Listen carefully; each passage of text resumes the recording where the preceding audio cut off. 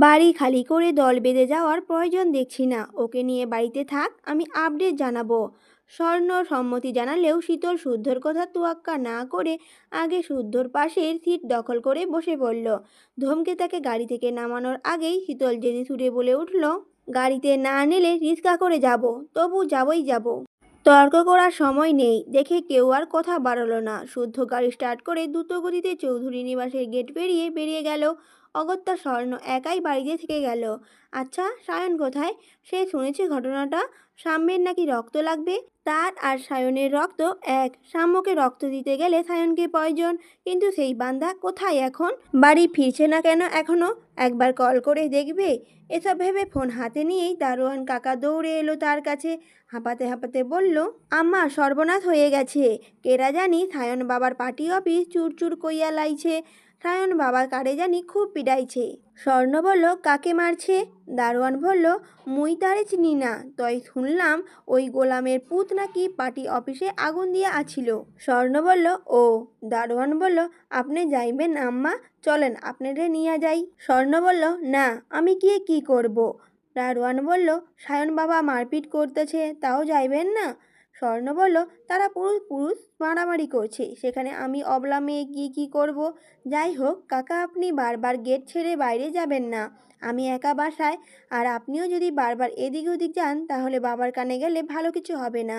দারোয়ান বলল, আজ যাবো না আম্মা। স্বর্ণ বলল, ঠিক আছে। একথা বলে স্বর্ণ সোজা বাড়ির ভিতর চলে এলো।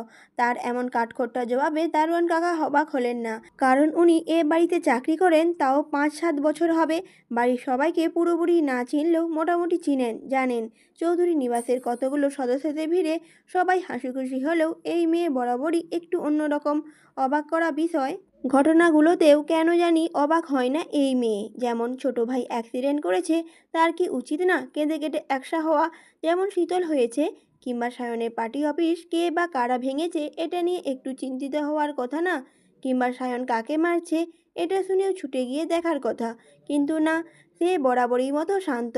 তার আবভাব এমন যেন কিছুই ঘটেনি, সব স্বাভাবিক সব। পার্টি অফিসের সামনে দাঁড়িয়ে কিছুতেই সায়নকে ছাড়াতে পারছে না রুবাব। বারবার ছাড়তে বলেও কাজ হচ্ছে না। সে সমানে একটা ছেলের মুখে খুশি মেরেই যাচ্ছে। তাদের কথা শুনে মনে হচ্ছে ওরা পূর্ব পরিচিত। তাহলে কিসের বসে শত্রুতা? শত্রুতা যখন তখন খালি হাতে পায়ে লাগতে আসার মানে কি? যদিও বুঝতে পারছে সায়ন এমনি এমনি মারছে না ছেলেটাকে, সে মার খাওয়ার কাজই করেছে। যখন একথা বুঝেছে তখন সায়নকে বাধা না দিয়ে আরাম করে বসেছে। রোজা না থাকলে চিপস খেতে খেতে আর একটু মজা নেওয়া যেত। একথা ভেবে সে আইফোন বের করে সেলফি নিল। সেলফিতে দেখা যাচ্ছে তার পেছনে সায়নরা মারামারি করছে। এমন সময় কারো সেলফির কথা মনে আসতে পারে? তার আসে। তার ফোনের অনেক ছবি উদ্ভট পরিস্থিতিতে তোলা, সেই তুলে যাতে স্মরণ করতে সুবিধা হয়। ঘড়িতে তখন বেলা 10:30। চড়া রোদ, গায়ে রোদ পড়তেই সারা গা চিকমিকিয়ে উঠছে দেখে রুবাব ছায়া দাঁড়িয়ে দেখল সায়নের মার ভাইটা তার ভালোই মারপিট করতে পারে। রাজনীতি টানীতি না করে সরাসরি সিনেমার হিরো হলেও পারত। দেখতে শুনতেও হিরো মার্কা, বেশ ভালোই অভিনয়ও জানে। তাহলে হিরোর চরিত্রে অভিনয় করতে তার কী সমস্যা? সে কি কোনো ডিরেক্টর কিংবা প্রডিউসারের সাথে কথা বলে দেখবে? দেখা উচিত, কারণ এসব ট্যালেন্ট কাজে লাগানো উচিত। এরা দেশের এক একটি রত্ন, এদের যত্ন করা আবশ্যিক। এসব ভেবে সে সময় দেখল সেহরির পর মসজিদে নামাজ পড়ে বাড়ির দিকে যায়নি কেউই। দুই ভাই বাইক নিয়ে টই টই করে ঘুরে ফিরে পার্টি অফিস দেখাতে এনেছিল সায়ন। কিন্তু এসে দেখে পার্টি অফিসের ভেতর ভাঙচুর করছে কনক। তার রাগ যেন আকাশচুম্বী, যা সামনে দেখছে তাই ভাঙছে। কনক বোনের কবর জিয়ারত করে ছুটে এসেছে সায়নকে মারতে, কারণ তার ভাষ্যমতে সায়নই ওর বোনের মৃত্যুর জন্য দায়ী। তাই সায়নকে না পেয়ে তার জিনিসগুলো নষ্ট করছে। সব ভাঙা হলে যখনই আগুন দিতে যাবে তখনই সেখানে সায়ন আর রুবাব উপস্থিত হয়। আজ প্রথম সেহেরি বিদায়, ছেলেপুলে যে যার বাড়িতে সেহেরি সেরেছে। আজ কেউ ছিল না এদিকটায়, তবে তালা মারা ছিল অফিসের মূল ফটকে। তালা ভেঙে ঢুকেছে এই কনক। দূরে দাঁড়িয়ে তার পাগলামি দেখছিল সায়ন, কিন্তু তাকে যখন আগুন দিতে দেখলো তখনই দৌড়ে এসে আটকায় সায়ন। স্বাভাবিক স্বরে বলে ওঠে, দেখ ভাই, আমি ভদ্র হয়ে গেছি, রোজা আছি, নামাজে যাওয়ার আগে না হওয়া বউকে ছুঁয়ে কথা দিয়েছি এই একটা মাস গালি টালি দেব না, অকারণে কাউকে মারবও না। তবে হ্যাঁ, যে আমার অকারণে আমার পেছনে সুরসুরি দিতে আসবে তাকে সুস্থভাবে ফিরতেও দেব না। তুইও দুষ্টুমি করিস না, মায়ের ছেড়ে মায়ের করে ফিরে যা। বারবার এক কথা বলতে পারবো না। যা যা বাড়ি যা। কনক বলে উঠল, বাড়ি যাব? যাব তো, আগে তোর 3 বোনে 1 বোনকে দে, খেয়ে কবরে শুয়ে আসি। সায়ন বলে উঠল, এই বালের বাল, রাগ উঠাস না বলে দিচ্ছি। তুই আমার বিয়ে করা বউ না যে আদর করার লোভে ঘরে আটকে তোমার আদুচা কথাবার্তা গোগ্রাসে গিলে যাব। সায়নের কথার উত্তরে কনক হা হা করে হাসতে হাসতে বলে উঠল, আমার কথা গিলবি কেন? আর গিলতে পারলি তো গিলবি। যে ছেলে দিনের বেলা বন বন করে মুখে ফেনা তুলে ফেলে, রাতের বেলা আবার সেই ঠিকই বোনের সাথে খোলাখুলি লাগালাগি বাদ রাখে না কিছু, সে আমার কথা এত সহজে গিলতে পারবে না। তবে তুই জিনিয়াস রে ভাই সায়ন, তুই গিলতেও পারস। বোনদের নিয়ে নোংরা কথা সহ্য হয় না সায়নের, মাথা এলোমেলো হয়ে যায়, মেজাজ সামলানো দায় হয়ে পড়ে। এখনই হচ্ছে, তাই সে চোয়াল শক্ত করে পুনরায় সাবধান করলো। লাস্টবার বলছি, সাবধান হ, মুখে লাগাম দে।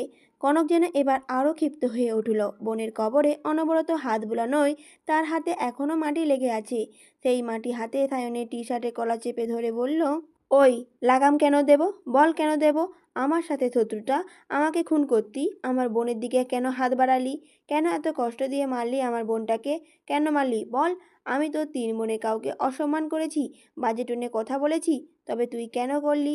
আজ কয়েকটা দিন আমার বোনটা আমাকে ভাইয়া বলে ডাকে না, ঘরে ফিরলে ছুটে আমার কাছে আসে না, আমার মা আমার সাথে কথা বলে না। ভাইয়া ডাক শোনার জন্য বুক জ্বলে যাচ্ছে। আমার পুরো দুনিয়া অন্ধকার করে দিয়েছিস তুই। তোকে আমি ক্ষমা করব না, কখনো না। আজ একটা অসহায় ভাই হয়ে অভিশাপ দিচ্ছি, তুই জীবনেও একবার হলেও আমার জায়গায় এসে দাঁড়াবি। আল্লাহ যেন তোকে দাঁড় করায়। আমার কান্না যেন তোর জীবনে অভিশাপ হয়ে আসে। আমার মতো তুইও একবার ভাই ডাক শোনার জন্য পাগল হয়ে যাস। তোকেও যেন বোনের নগ্ন দেহের সামনে দাঁড়াতে হয়, চোখে দেখতে হয় আদরে বোনের ক্ষত বিক্ষত লাশ। বোনকে দেওয়া নামটা রেখে সবাই যখন ধর্ষিতা নামে ডাকবে, তখন শুনতে কেমন লাগে তুইও যেন বুঝিস। তোর জীবনেও যেন এমন তিক্ত অভিজ্ঞতা আছে। সায়ন আর সহ্য করতে পারল না, শক্ত হাতে ঘুষি মেরে দিল কনকের নাক বরাবর। গলগলিয়ে রক্ত বেরিয়ে এলো। পাল্টা আক্রমণ কনকও করলো, সেও বসালো আরেক ঘুষি। তবে সায়ন একের পর এক এলোপাথারি মারতে শুরু করলে রুবাব তাদের আটকাতে চাইলে পারল না। আজম শীষ বাজাতে বাজাতে এসে দাঁড়িয়েছে কেবল, ঘটনা বুঝে দৌড়ে গেল তাদের কাছে। সায়ন যেন উন্মাদ, ভিড়ে জমে গেছে পথচারীদের। রুবাব আর আজম কোনো মতে ছাড়াতে গেলে সায়ন বলল, এই এই কতবার বলবো তোর বোনকে রেপ করিনি? আমার কি মেয়ের অভাব আছে রে? আমাকে কি তোর মতো ভদ্রমাসে কুকুর পেয়েছিস যাকে তাকে লাগিয়ে বেড়াবো? আমার একটা ইশারায় যথেষ্ট তোর বোনের থেকেও কত শত সুন্দরী মেয়েকে বিছানায় তুলতে পারি। রেপ রেপ করে আমাকে তুই রোজ রোজ একই ভোজন গান শোনাও। আজ তোমার ভোজন গান তোমারই পেছনে ভরবো শালা। কথা বলে সায়ন কনককে ধাক্কা মেরে অফিস রুমে ঢুকলো। তারপর ড্রয়ার খুলে একটা পেন ড্রাইভ এনে কনকের মুখে উপর ছুঁড়ে মেরে বলল, এই দেখ কে তোর বোনকে রেপ করিয়েছে, দেখ তুই ভালো করে। তোদের বিষয়ে কথা বলার মোর ইচ্ছাও নেই। সায়ন বলল, আমার রুচি এতটাও জঘন্য না। সর চোখের সামনে থেকে, যা সর। আজকের পর থেকে যদি আমার চোখের সামনে পড়িস তাহলে তুই শেষ। কথা বলে কনককে আরেকটা কিল মারতেই রুবাবের কানে ফোন ধরা অবস্থায় চিৎকার করে উঠল। সায়ন ভ্রুকুচকে তাকালে রুবাব বলল, ভাই শুদ্ধ ভাই কল করেছে, দ্রুত হাসপাতালে চলো।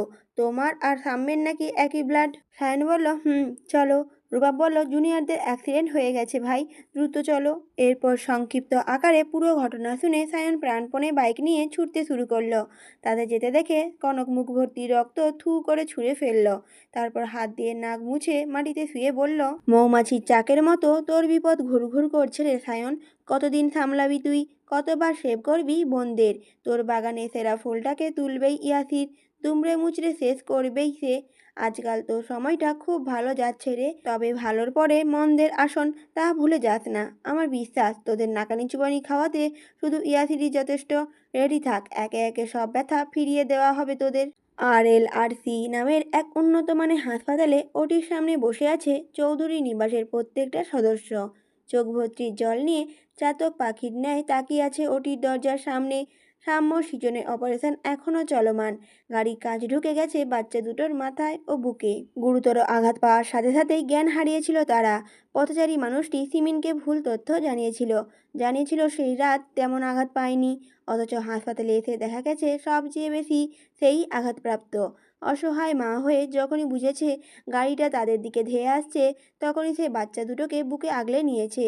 ফলস্বরূপ তার পিঠে লেগেছে সম্পূর্ণ আঘাত।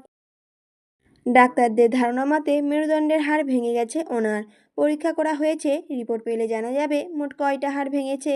এদিকে সাম্য আর সৃজন যমজ, জন্মগত ত্রুটি থাকায় কম বয়সে বেশি পাওয়ারের চশমা পড়তে হয় তাদের। এখন আবার বড় অ্যাক্সিডেন্ট, মাথায় নাকি আঘাতও পেয়েছে। তিনজনেরই ক্রিটিক্যাল অবস্থা, তাদের চিন্তায় সকলেই অস্থির। পথচারীরা প্রথমে যে হাসপাতালে ভর্তি করেছিল সেখান থেকে ইমিডিয়েট এখানে আনা হয়েছে। এই হাসপাতালে সবসময় বিদেশি ডাক্তারদের আনাগোনা থাকে, চিকিৎসার মানও অনেক উন্নত। তাছাড়া এই হাসপাতালে শুদ্ধসহ তার সব ফ্রেন্ডদের শেয়ার আছে, কাজের সূত্রে চেনা জানাও পরিচিত ডাক্তারও আছে। তাদের মধ্যে orthopaedic surgeon, neuro surgeon, spine স্পেশালিস্টদের জরুরি মিটিং বসছে। ওনারা সবাই এক একজন যুক্তরাষ্ট্র, ফ্রান্স, জার্মানি, ইতালির নামকরা ডাক্তার। রিপোর্টে সিরাতের অবস্থা বুঝে ব্যবস্থা নেবেন। আর সাম্য ও সৃজনের মাথার জন্য নিউরোলজিস্ট মিস্টার জুম এবং নিউরো সার্জন ইমালি নিয়ার তত্ত্বাবধানে সাম্য আর সৃজন সম্পূর্ণ সুস্থ না হওয়া অবধি ওনারাই বেশ চিকিৎসা করে যাবেন। তিনজন গুরুতর আহত হওয়ায় তিনজনের ইমিডিয়েট রক্ত প্রয়োজন। হাসপাতাল কর্তৃপক্ষ চেষ্টা করে যাচ্ছেন সব দিক সামাল দেওয়ার, কিন্তু সাম্যের শরীরে অন্যের রক্ত শ্যুট করছে না। এক ব্যাগের খানিকটা রক্ত তার শরীরে প্রবেশ করা মাত্রই তার শরীরে দেখা দিচ্ছে লাল লাল গুটি। ডাক্তাররা ব্যাপারটা খেয়াল করা মাত্রই রক্ত দেওয়া বন্ধ করে দিয়েছে। একথা জানা মাত্রই শুদ্ধ রুবাবকে কল করে জানিয়েছে সায়ন যেখানেই থাকুক হাসপাতালে যেন উপস্থিত হয়। তার কল পেয়ে ঝড়ের গতিতে উপস্থিত হয়েছে দু ভাই। রোজা অবস্থাতেই শুয়ে পড়েছে ছোট ভাইদের রক্ত দেওয়ার জন্য। সাম্যকে রক্ত দিল সায়ন। সৌভাগ্যবশত এবার আর কিছুই হলো না সাম্যের। সৃজনের রক্ত মিলে শীতলের সাথে। বাড়িতে এই দুজনের রক্ত আবার পজিটিভ, কিন্তু শীতলের বয়স কম, ওজনও কম। এর আগে কাউকে রক্তও দেয়নি সে। তাছাড়া বাচ্চা মেয়েটা রোজা আছে, তাই শীতলের রক্ত নিতে কেউ রাজি ছিল না। শীতল বারবার অনুরোধ করেও কাউকে রাজি করাতে পারল না। তখন সে শুদ্ধের সামনে দাঁড়িয়ে ফোঁপাতে ফোঁপাতেই বলল, আমার ছোট ভাইটা কষ্ট পাচ্ছে, তাদের রক্ত প্রয়োজন। আমার দেহে অনেক রক্ত থাকার পরেও যদি ভাইদের দিতে না পারি তাহলে নিজেকে মাপ করতে পারবো না শুদ্ধ ভাই, প্লিজ আমাকে রক্ত দিতে দিন। শুদ্ধ তখন নির্বাক দৃষ্টিতে তাকিয়ে আছে, তখন থেকে সমানে কেঁদেই যাচ্ছে।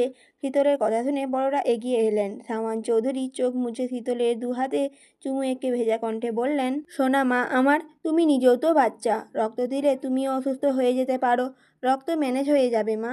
শীতল বলল, আমার কিছু হবে না চাচু, তোমরা বোঝার চেষ্টা করো, সত্যি বলছি আমার কিছুই হবে না, আমাকে রক্ত দিতে দাও, আমি রক্ত দেব। শীতল নিজের কথায় অটল, সে রক্ত দেবে। এ সময় মেয়ের জেদ দেখে সিমিন দুম করে একটা কিল বসিয়ে দিলেন শীতলের পিঠে। শীতল ঠোঁট উল্টে কেঁদে কেঁদে বলল, নিবা না তো আমার রক্ত? সত্যিই নিবে না? তাহলে আমিও বলছি, এখন আমার রক্ত না নিলে আমি এক্ষুনি বাসায় যাব, তারপর ধারালো ছুরি দিয়ে হাত কেটে রক্ত ঝরাবো। যে রক্ত আমার ভাইয়ের গুরুতর অবস্থাতে কাজে লাগে না, সেই রক্ত শরীরেই রাখবো না। অনেকে বোঝালেও কাজ হলো না। যদি একরোখা শীতলের জেদের কাছে সবাইকে হার মানতেই হলো। সে ছোট ভাইকে রক্ত দিবেই দিবে। তার এমন পাগলামিতে শুদ্ধ আর বারণ করলো না। নার্সকে ইশারা করে শীতলকে নিয়ে ভিতরে যেতে বলল। একটু পরে এক মেয়েকেও সেখানে পাঠালো। মেয়েটি নার্সকে যেতে বলে শীতলের সাথে টুকটাক কথা বলতে বলতে রক্ত নেওয়ার প্রসেস শুরু করলো।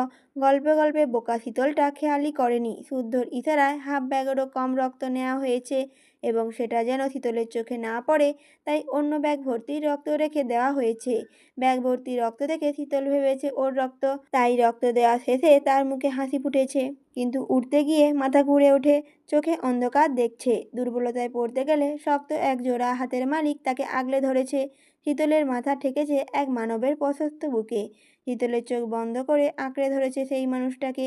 নাকে বিঁধছে পরিচিত বিলাসবহুল পারফিউমের সুঘ্রাণ। তাদের বাড়িতে শুদ্ধ ভাই এটা ব্যবহার করে, সেই হিসেবে নেত্রজোড়া না খুলেই আত্মবিশ্বাসের সাথে বলে দিতে পারবে এটাই তার শুদ্ধ ভাই। পড়তে নিলে শুদ্ধ নিশ্চয়ই এখন তাকে ঝাড়ি মারবে না।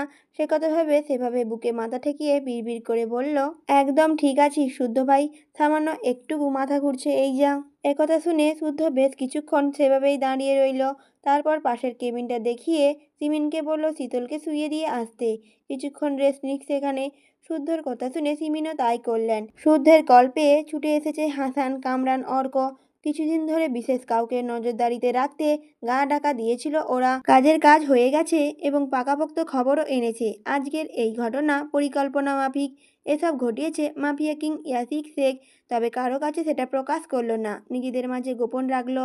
তারা ম্যাজিকের মতো ব্যাগ ব্যাগ রক্তের ব্যবস্থা করে ফেললো। তাদের এক একজনের উপস্থিতিতে ব্যস্ত হয়ে পড়লো ডাক্তাররা, নার্সরা। চৌধুরীরা ভেবেছিল সাধারণ বেশে চলা ছেলেগুলো খুব সাধারণ, কিন্তু আজ বুঝলো তারা এক একজন বড় মাপের মানুষ। তারা যা সেটা কাউকে বুঝতে দেয় না। 2 ঘন্টা পেরিয়ে গেলে ওটি লাল বাতি নিভে গেল। রক্তমাখা ডাক্তারি পোশাকে বেরিয়ে এলেন ডাক্তাররা। বিপদ এখনও না কাটলেও জানালেন গা মাথা থেকে কাঁচ বের করা হয়েছে। আশা করা যাচ্ছে যা হবে ভালোই হবে। তবে অবজারভেশনে থাকবে তারা। সিরাজের অবস্থা পূর্বের মতোই আশঙ্কাজনক। ডাক্তারদের রিকোয়েস্ট করে বাড়ির সবাই দরজার বাইরে দাঁড়িয়ে এক নজর সাম্য ও সৃজনকে দেখলেন। জান বাচ্চা দুটো সারা শরীরে ব্যান্ডেজ নিয়ে নিথর হয়ে শুয়ে আছে। চোখ জোড়া এখনও বন্ধ। কখন খুলবে সেই চোখ? পূর্বের মতো চেঁচিয়ে ডাকবে সবাইকে? গলা ফাটিয়ে কান মাথা ঝালাফালা করে দেবে? টাকা নেওয়ার আবদার নিয়ে ঝুলে পড়বে শুদ্ধ সায়নে গলা ধরে? খাবার নিয়ে শীতলের সাথে ঝগড়াও করবে কখনো? আজ প্রথম রোজা, প্রথম ইফতার, হরেক রকমের ইফতার নিয়ে শেষে মারামারি করবে না ভাই বোনেরা? আলুর চপ নিয়ে কে কার ডিমের চপ কেড়ে খেতে পারে এই নিয়ে দুষ্টু বুদ্ধি আঁটবে না? কবে হবে এসব? কখন হবে? এসব ভাবতে ভাবতে সবাই কাঁদতে কাঁদতে মন থেকে দোয়া করলেন। রোজাদারের দোয়া মহান আল্লাহ ফেলবেন না নিশ্চয়ই। ঘড়িতে তখন বিকাল 4:30। শীতল চুপ করে চোখ বন্ধ করে শুয়ে আছে কেবিনের বেডে। এখনও মাথা ঘুরছে, খুব দুর্বল লাগছে। রক্ত দেওয়ার আগে বুঝেনি এত খারাপ লাগবে। রোজা থাকায় কিছু খেতেও পারছে না, ঘুম আসছে না। সিমিনের থেকে শুনেছে সাম্য সৃজন নাকি ভালো আছে। ডাক্তার বলেছে খুব তাড়াতাড়ি সুস্থ হয়ে বাড়ি ফিরে যাবে। একথা শুনে সে মহান আল্লাহর কাছে শুকরিয়া জানাচ্ছে প্রতিক্ষণে। কিন্তু চিন্তা হচ্ছে মেজমার জন্য। বাড়িতে মায়েদের মধ্যে সবচেয়ে বেশি ফ্রেন্ডলি সিরাত। তারা বোনেরা পার্সোনাল সব কথাগুলো আগে মেজমাকেই জানায়। সমাধানও পায় জলদি জলদি। মেজমা ঠিক হয়ে যাবে তো? এসব ভাবতে ভাবতে তার চোখের কোণে জল গড়িয়ে পড়ে গেল। আঘাত পেয়ে কতই না কষ্ট পেয়েছে মেজমা। চোখের উপর হাত রেখে নীরবে কাঁদতে কাঁদতে কারো উপস্থিতি টের পেল। কান্নার শব্দ যেন সেই ব্যক্তি বুঝতে না পারে, তাই নিজেকে সামলালো। কিন্তু লাভও হলো না। চোখ মুছতে না মুছতেই চোখ ভিজে উঠল। কেবিনের দরজা ভিজিয়ে রুবাব ভেতরে এলো। বসলো বনে শিওরে। এক হাত শীতলের মাথায় রাখলে শীতল চোখ খুলল। জোরপূর্বক হাসার বৃথা চেষ্টা করল। চোখে মুখের অবস্থা দেখে রুবাব দীর্ঘশ্বাস ছাড়ল। মেয়েটা কারো কষ্ট দেখতে পারে না, পর কিংবা আপন। কাউকেই কষ্ট পেতে দেখলে সেও কষ্ট পায়। এত নরম হলে কিভাবে হবে? এই পুতুলটাকে শুদ্ধ সামলাবেই বা কিভাবে? কিভাবে দুনিয়াদারি বোঝাবে? মনে মনে এসব ভেবে সে শীতলের মাথায় হাত বুলিয়ে দিল। তারপর বোনের মন ভালো করতে ঠোঁটের হাসি ফুটিয়ে বলল, শুদ্ধ পাঠালো তোর খোঁজ খবর নিতে। শীতল বলল, শুদ্ধ ভাই কোথায়? রুবাব বলল, কোথায় যেন গেল, যাওয়ার আগে বলে গেল তোর খেয়াল রাখতে। একথা শুনে শীতলের মুখ মলিন হয়ে গেল। ভেজা চোখের কোণে জমল অশ্রুকণা। সেদিনের পর থেকে শুদ্ধ তার সাথে কথা বলে না। সে বলতে গেলেও বলে না। এই তো কিছুক্ষণ আগে রক্ত দিতে চাইলে সবাই বারণ করলো, কত বকলো, কিন্তু শুদ্ধ দাঁড়িয়ে দাঁড়িয়ে শুনল। তার দিকে তাকালোও না, কিছু বললও না। অন্য সময় হলে ধমকে উঠত, নতুবা চেলাকাঠের বাড়ি বরাদ্দ রাখত। সামান্য একটা ভুল করেছেই না হয়, তাই বলে কথা বলায় বন্ধ করে দিতে হবে? সে জানে না তাকে না জানালে, তার সাথে ঝগড়া না করলে তার দিন ভালো যায় না, একদণ্ডও শান্তি পায় না। তবুও এত পাষাণ হতে হবে? কেন হতে হবে? একটু নরম হলে কি হয়? তার বেলায় এত কঠিন পানিশমেন্ট কেন?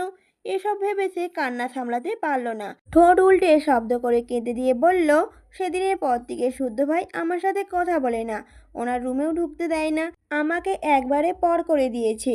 শীতলকে এভাবে কাঁদতে দেখে রুবাব ভ্যাবাচেকা খেয়ে গেল। হাসিও পেল খুব, তবে এখন হাসলে চলবে না। তাই স্বাভাবিক কণ্ঠে বলে উঠল, আরে ধুর, কাঁদছিস কেন বোকা মেয়ে?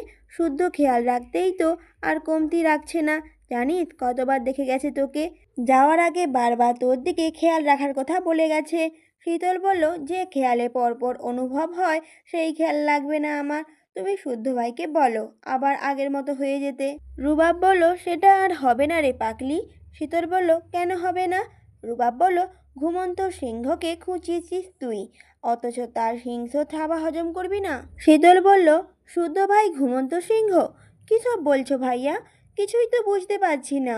শীতলের কথার পরিপ্রেক্ষিতে রুবাব হাসল। এই পাগলিটাকে কি করে বোঝাবে তার শুদ্ধ ভাই শাসনের আড়ালে পৃথিবীর সমান ভালোবাসা লুকিয়ে রেখেছে। সে ছোট, সরল মনা বিধায় ছেলেটা তার নিজের সুপ্ত অনুভূতিটুকু সন্তর্পণে লুকিয়ে রেখেছে। এক বুক ভালোবাসা বুকে রেখে কখনো বুঝতেই দেয় না এই চাঞ্চল্যতার প্রতি ভীষণভাবে দুর্বল সে। দুর্বল না হয়ে কি থাকা যায়? কোথায় কোথায় এত মারে বকে, তবু এই মেয়েটা তার কাছেই যায়, তার আবদার শুদ্ধর কাছে। কারণে অকারণে রাগ অভিমান দেখানোর মানুষটাও ওই শুদ্ধই। শুদ্ধকে ভয় পায় না তাও না, ভয় পায়, আবার তর্কও করে। এত মার খায় তবুও ঘুরে ফিরে তারই জিনিসপত্র ঘাঁটাঘাঁটি করে, কারণ তার শুদ্ধ ভাই তাকে প্রশ্রয় দেয়। শাসনের আড়ালেই থাকে প্রশ্রয়। এই অবুঝ মেয়েটাও বুঝে না সেসব, কবে বুঝবে আর? তবে একটা কথা না বললেই নয়, এই পাগলিটার মধ্যে এমন কিছু আছে যার জন্য শুদ্ধর মতো সংযমী এক ছেলেও মন হারিয়েছে।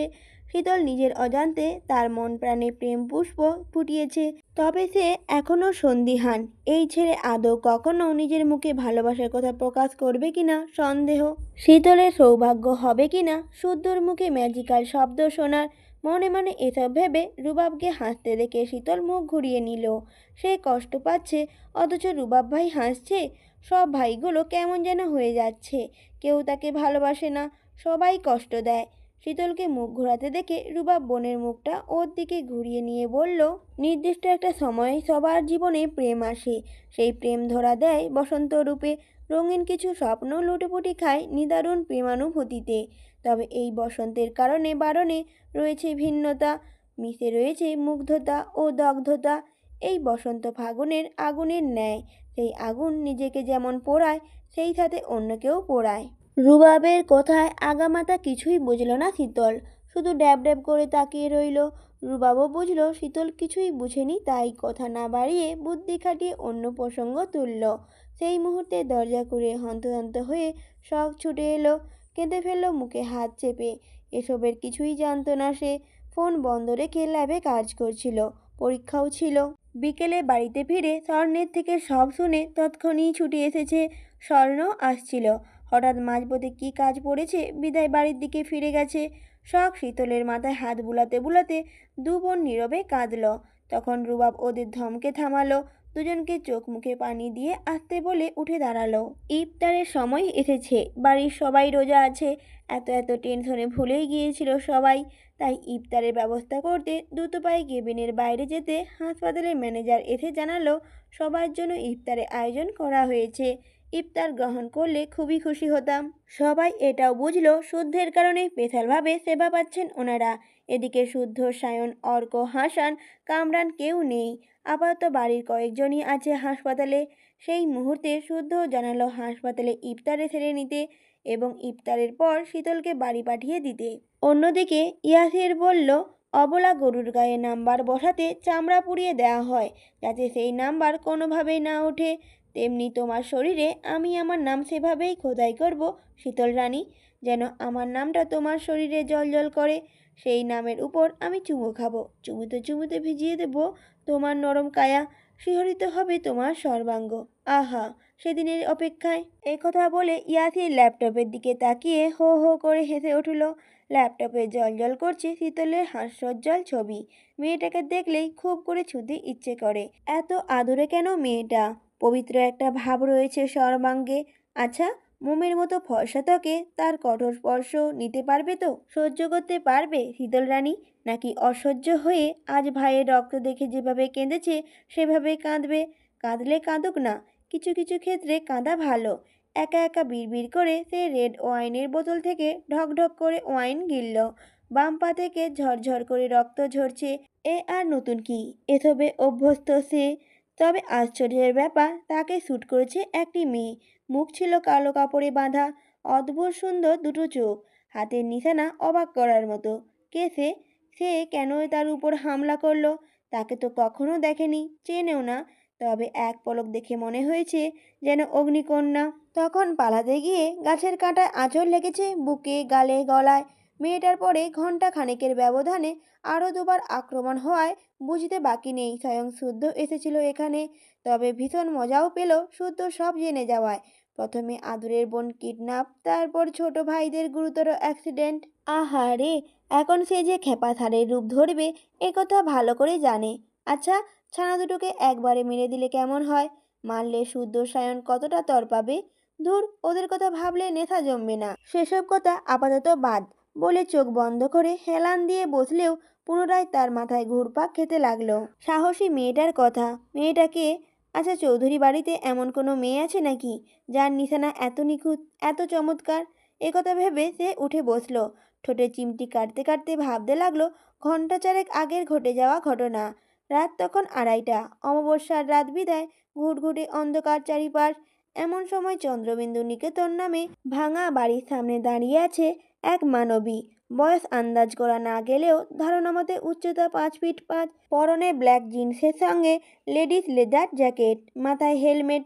সেই গত 2 সপ্তাহ যাবৎ ঝাউবনের আড়ালে দাঁড়িয়ে বাড়ির দিকে তীক্ষ্ণ নজর রাখে। কেন রাখে, সে কে, এসব জানে না ইয়াসির। তবে অন্ধকার রুমে বসে গতকাল থেকে মেয়েটাকে দেখে মিটিমিটি হাসছে। লুকোচুরি খেলা পছন্দ করে না বিধায় আজ যাবে নাকি নারীটির মুখদর্শন করতে। গেলে মুখই দেখবে একথা দিতে পারছে না যদিও, কারণ সে নারী লোভী। নারী দেহ নেশার মতো টানে তাকে। রেড ওয়াইন আর নারীকে বিশ্রীভাবে আসক্ত সে। কি আর করার, পুরনো অভ্যাস তো, যদিও ছাড়ার ইচ্ছেও নেই।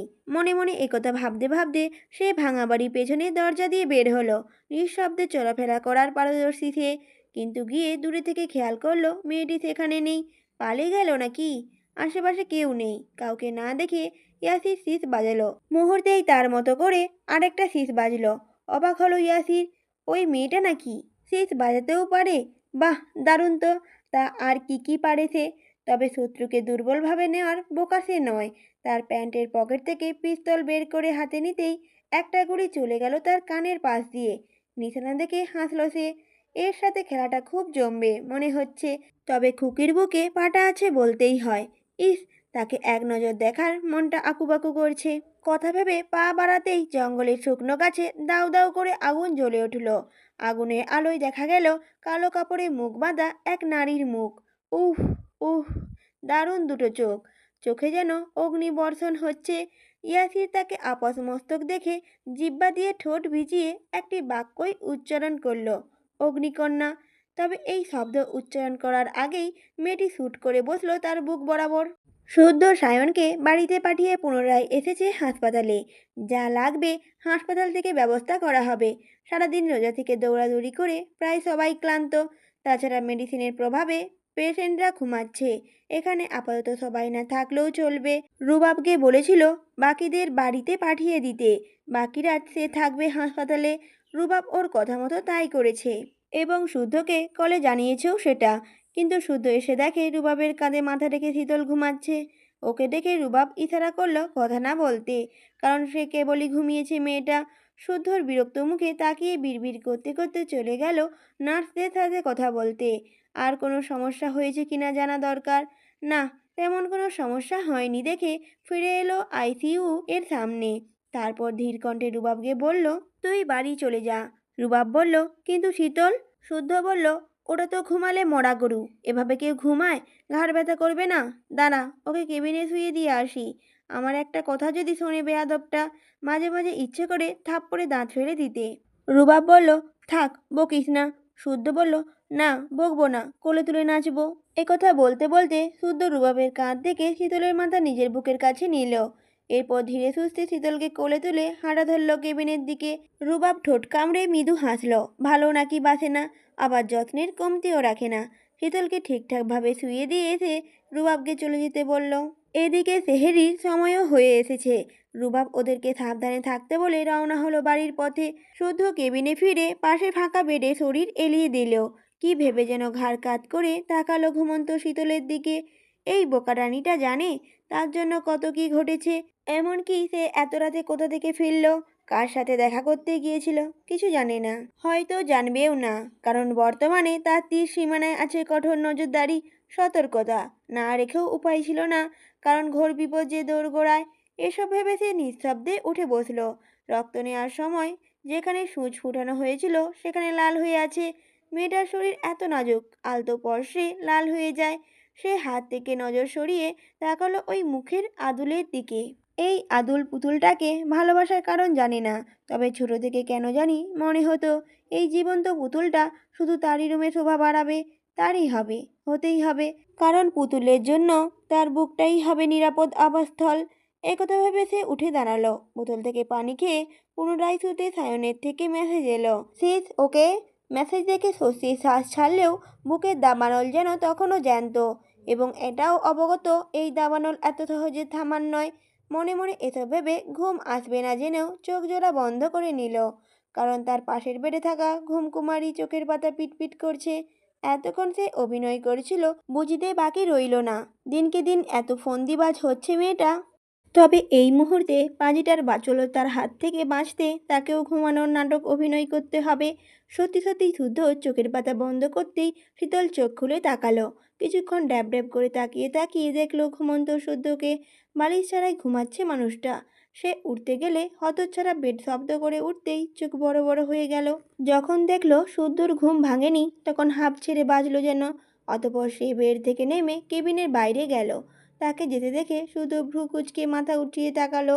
পাক্কা 1 মিনিটের মধ্যে কেবিনে না এলে চড়িয়ে ভেতরে আনবে বলে ভেবেও নিল। মিনিট না, 40 সেকেন্ডের মাথায় ফিরে এলো শীতল। সাম্য, সৃজন ও সিরাতকে দেখতে গিয়েছিল। সব ঠিকঠাক দেখে কেবিনে এসে নীরবে পায়চারি করলো। নখ কামড়াতে কামড়াতে শুদ্ধের দিকে 2-1 বার উঁকি ঝুঁকিও মারল। সে ঘুমাচ্ছে ভেবে এক বুক সাহস নিয়ে এগিয়ে এলো। তারপর ধীরে ধীরে শুদ্ধের মাথা ধরে বালিশে রাখলো। শুদ্ধর কাঁচা ঘুম না ভাঙিয়ে কাজটা করতে পেরে মিষ্টি করে হাসলো। তারপর কিছুক্ষণ শুদ্ধর মুখ পানে তাকিয়ে বিড়বিড় করলো, শীতল, এই যে বিশুদ্ধ পুরুষ, আমাকে ভালোবাসতে শেখাবেন? দক্ষিণা হিসেবে আমার আমিটাকেই দিয়ে দেব। একথা বলে একটু থামলো। তারপর মুখ বাঁকিয়ে শুদ্ধর টিকানো নাকের উপর আলতো করে টোকা মেরে পুনরায় বলল, এই নাকের ডগায় এত রাগ কেন শুনি? এখন এক ঘুষিতে নাকটা ফাটিয়ে দেই? একটা ভুল করেছি না হয়, তাই বলে কথা বলা বন্ধ করে দিতে হবে? একটা সুযোগ তো দিন। আর কষ্ট দেব না তো। ওই ভুলটাই না হয় ভুল করে ভালোবাসা সমেত আপনার কাছে অর্পণ। একথা বলে শীতল আপন মনে বিড়বিড় করে কথাগুলো বলে দ্রুত সরে গেল। কখন উঠে যায় বলা তো যায় না, কি দরকার এত রিস্ক নেওয়ার। তারপর সে উঠে এসে তার বেডে শুয়ে চোখ জোড়া বন্ধ করে নিল। অথচ শীতল টেরও পেল না পাজি পুরুষটা সব শুনেছে। সব শুনে মনে মনে হেসে কুটি কুটি হচ্ছে। এই শান্তরূপী পুরুষটা ঘন্টা দিনেক আগে কি কাণ্ডটাই না ঘটিয়ে এসেছে সে। ঘন্টা তিনেক আগের ঘটনা। গত পর্বে শেষাংশ থেকে একটু সূচনা। কালো কাপড়ে বাঁধা একটি নারীর মুখ। উফ, উফ, দারুণ দুটো চোখ। চোখে যেন অগ্নিবর্ষণ হচ্ছে। ইয়াসিন তাদের আপাদমস্তক দেখে জিহ্বা দিয়ে ঠোঁট ভিজিয়ে একটি বাক্যই উচ্চারণ করলো, অগ্নিকন্যা। তবে এই শব্দ উচ্চারণ করার সাথে সাথেই মেয়েটি শুট করে বসলো তার বুক বরাবর। যদিও টার্গেট বুঝে দ্রুততার সাথে বসে পড়েছিল মাটিতে। এরপর উঠে দাঁড়িয়ে মেয়েটাকে আর পায়নি। এদিক ওদিক খুঁজতে গিয়ে শুনতে পায় কারো ফিসফিসানি শব্দ। সেই শব্দ অনুসরণ করে একটু এগোতেই হাতের ঘড়িটা রেড অ্যালার্ট দিয়ে থাকলো অনবরত। অর্থাৎ এখানে সেভ নয় সে। সেটা দেখেও হাসলো।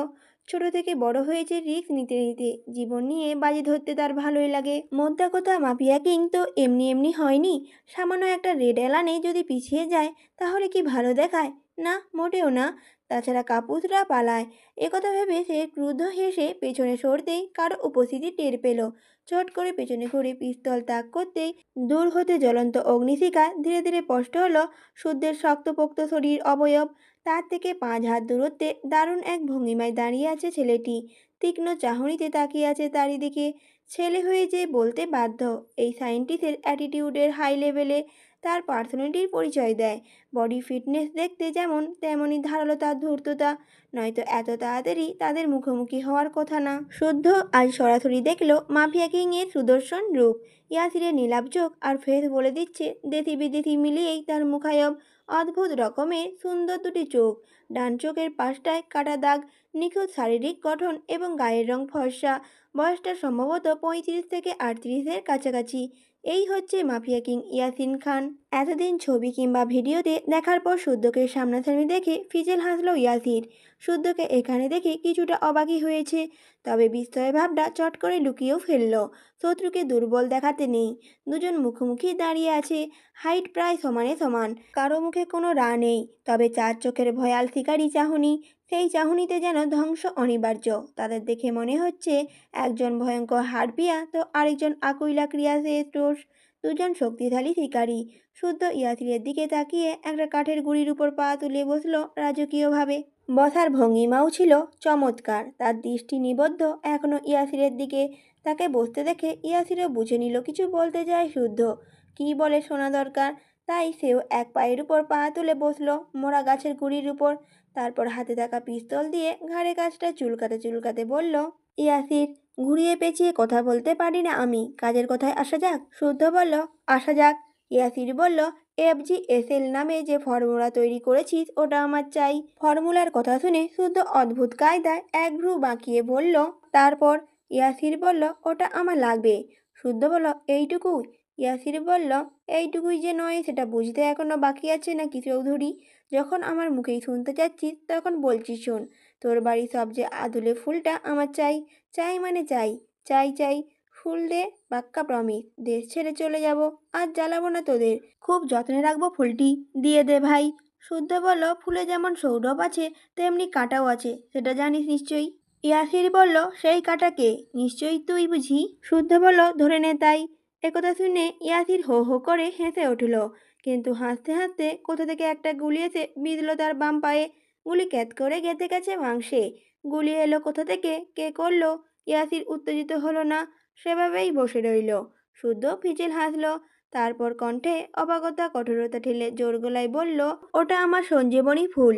আমার এই অমৃত ফুল যেমন প্রাণ দেয় তেমন প্রাণও নেয়, এবং সেই ফুল রক্ষা করে বিষধর সাপ। সেসব কাল কেউটে বিষধর সাপের বিষ হজম করতে পারবি না তুই, বরং মেপে গুনে শেষ করতেই পারবি না। ঠিক কতটা সাপ ছড়িয়ে ছিটিয়ে আছে শুধু ওই ফুলটার পেছনে, তোকে আমি বারবার ওয়ার্নিং দেব না।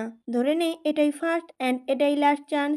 এর চেয়ে বেটার হয় বিদেশি মাল বিদেশে ফিরে যা। ইয়াসির বলল, দেশটা কি তোর বাপের কেনা? শুদ্ধ বলল, না, তোর বাপের কেনা, তবুও থাকতে পারবি না।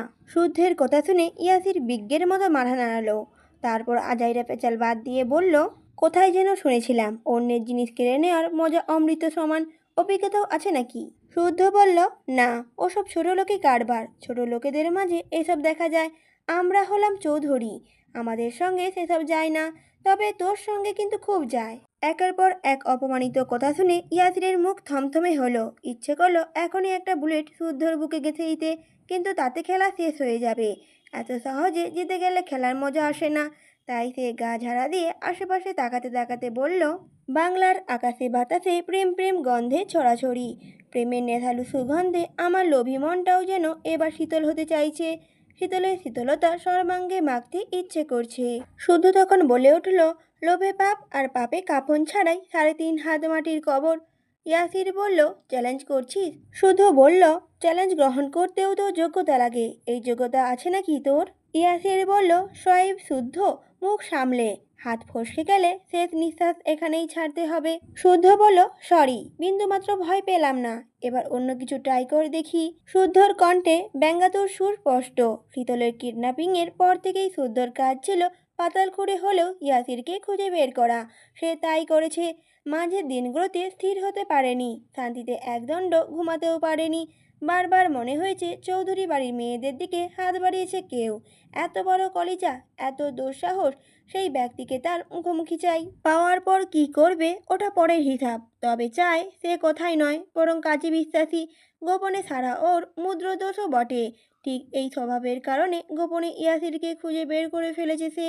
স্কাই ডাইভিং ছিল ছোট মাত্র, সেখানে মূলত গিয়েছিল ইয়াসিরের খোঁজ পেতে। পার্সোনাল জেট ভাড়া করেছিল ইয়াসিরের জোট ফলো করতে। আর এসব করতে গিয়ে বেরিয়ে এসেছে রাশিয়ার সায়েন্টিস্ট মিথাইল ইগোর এর নাম। ইগোর সাথে শুদ্ধর সম্পর্ক বরাবরই তিক্ত, কারণ ইগোর প্রচণ্ড অহংকারী ও সুবিধাবাদী। তাছাড়া সে মুসলিমদের দেখতে পারে না, এবং ষাটোর্ধ্ব বয়সী ইগোর নিজেকে সর্বদা সর্বোত্তম ভাবে। অন্যের শ্রম মেধা তার কাছে হেয়। এবং বলা বাহুল্য, ইগোর হায়ার করেছে এই মাফিয়া কিং ইয়াসির খানকে। কেন করেছে? কারণ শুদ্ধ মাস 6 আগে ইগোরের প্রস্তাব প্রত্যাখ্যান করেছে। কোটি টাকার অফার দেওয়ার পরও তার তৈরি করা একটা ফর্মুলা ইগোরকে দেয়নি। এটাই মূলত তার রাগ। ধূর্ত লোকটি নিজেকে আড়াল রেখে বাংলাদেশেও এসেছিল, হাত মিলিয়েছিল সায়নের চরম শত্রু আবুল সিদ্দিকের কাছে। আর সিদ্দিকের মাধ্যমেই ইয়াসিরকে টোপ হিসেবে ব্যবহার করেছে। কিন্তু সিদ্দিক আর ইগোর হয়তো জানে না ইয়াসির আরেক চিজ। তাদের থেকে লক্ষ কোটি টাকা হাতাতে দুজনকে নিয়ে আরেকটা কড়া দান সাজিয়েছে। সেই দানেই ইয়াসির হয়তো ভেবেছে একাই বাজিমাত করবে, কিন্তু ও হয়তো ভুলে গেছে বাপেরও বাপ থাকে। কিছুক্ষণ চুপ থেকে ইয়াসির উঠে দাঁড়ালো, পা থেকে এখনো রক্ত ঝরছে দেখে রুমাল বের করলো। তারপর পা বাঁধতে বাঁধতে হাসতে হাসতে বলল, ইয়াসিরের নজর পড়েছে অথচ সেই জিনিস পায়নি, এমনটা কখনো হয়নি। তবে তোর ফুলকে কবে তুলবো জানি না, তবে ওয়াদা করছি তুলবই। একথা বলতে না বলতেই ক্ষিপ্ত গতিতে একটা ঘুষি এসে পড়ল তার নাক বরাবর। শুদ্ধ থামলো না। পরপর দুটো দানবীয় ঘুষি মারতেই ইয়াসির পাল্টা আক্রমণ করতে উদ্যোগ হলো। সেই মুহূর্তে সেখানে উপস্থিত হলো সায়ন। ছোট ভাইকে মারতে দেখে চেঁচিয়ে উঠে বলল, এই হারামজাদা, ছাড় আমার ভাইকে, ছাড়। আমার ভাইয়ের গায়ে একটা টোকাও পড়লে আমি তোকে নতুন করে খাতনা করাবো শালা। ইয়াসির শুনল, তবে থামলো না। সেও একটা ঘুষি মেরে দিয়ে বলল, সরি ব্রো, দুম করে মেরে দিয়েছি, আর একটু আগে বলবেন না। আর আপনার ভাইটা যা দুষ্টু, একটা কথাও শোনে না। তাছাড়া আমাদের ফুল ভাগাভাগি হচ্ছে, আপনি এর মধ্যে আসবেন না। সায়ন বলল, হ্যাঁ রে সদ্য, মাসির ছেলে মামাতো ভাই কয় কি এসব? এই চ্যাংরা, এই চিনোস আমারে? এক্কেবারে খাইয়া লমু। অবাস্মার্ট সেজো না ব্রো। খাওয়া খাওয়ি ব্যাপারে আমি কিন্তু কম যাই না। যাও এবার রাস্তা মাপো, নয়তো এমন চোদন দেব মুখ কুচকে আউচ করারও সময় পাবে না। সায়ন বলে উঠল। একথা বলতে না বলতে সেখানে কালো পোশাকধারী অনেকগুলো ছেলে এসে হাজির হলো। এসে দাঁড়ালো ইয়াসিরের দিকে। বুঝতে বাকি রইল না তারা ইয়াসিরের লোক। তবে তাদের দেখে শুদ্ধ ও সায়ন ভয় পাওয়া তো দূর, কপাল কুচকালো না।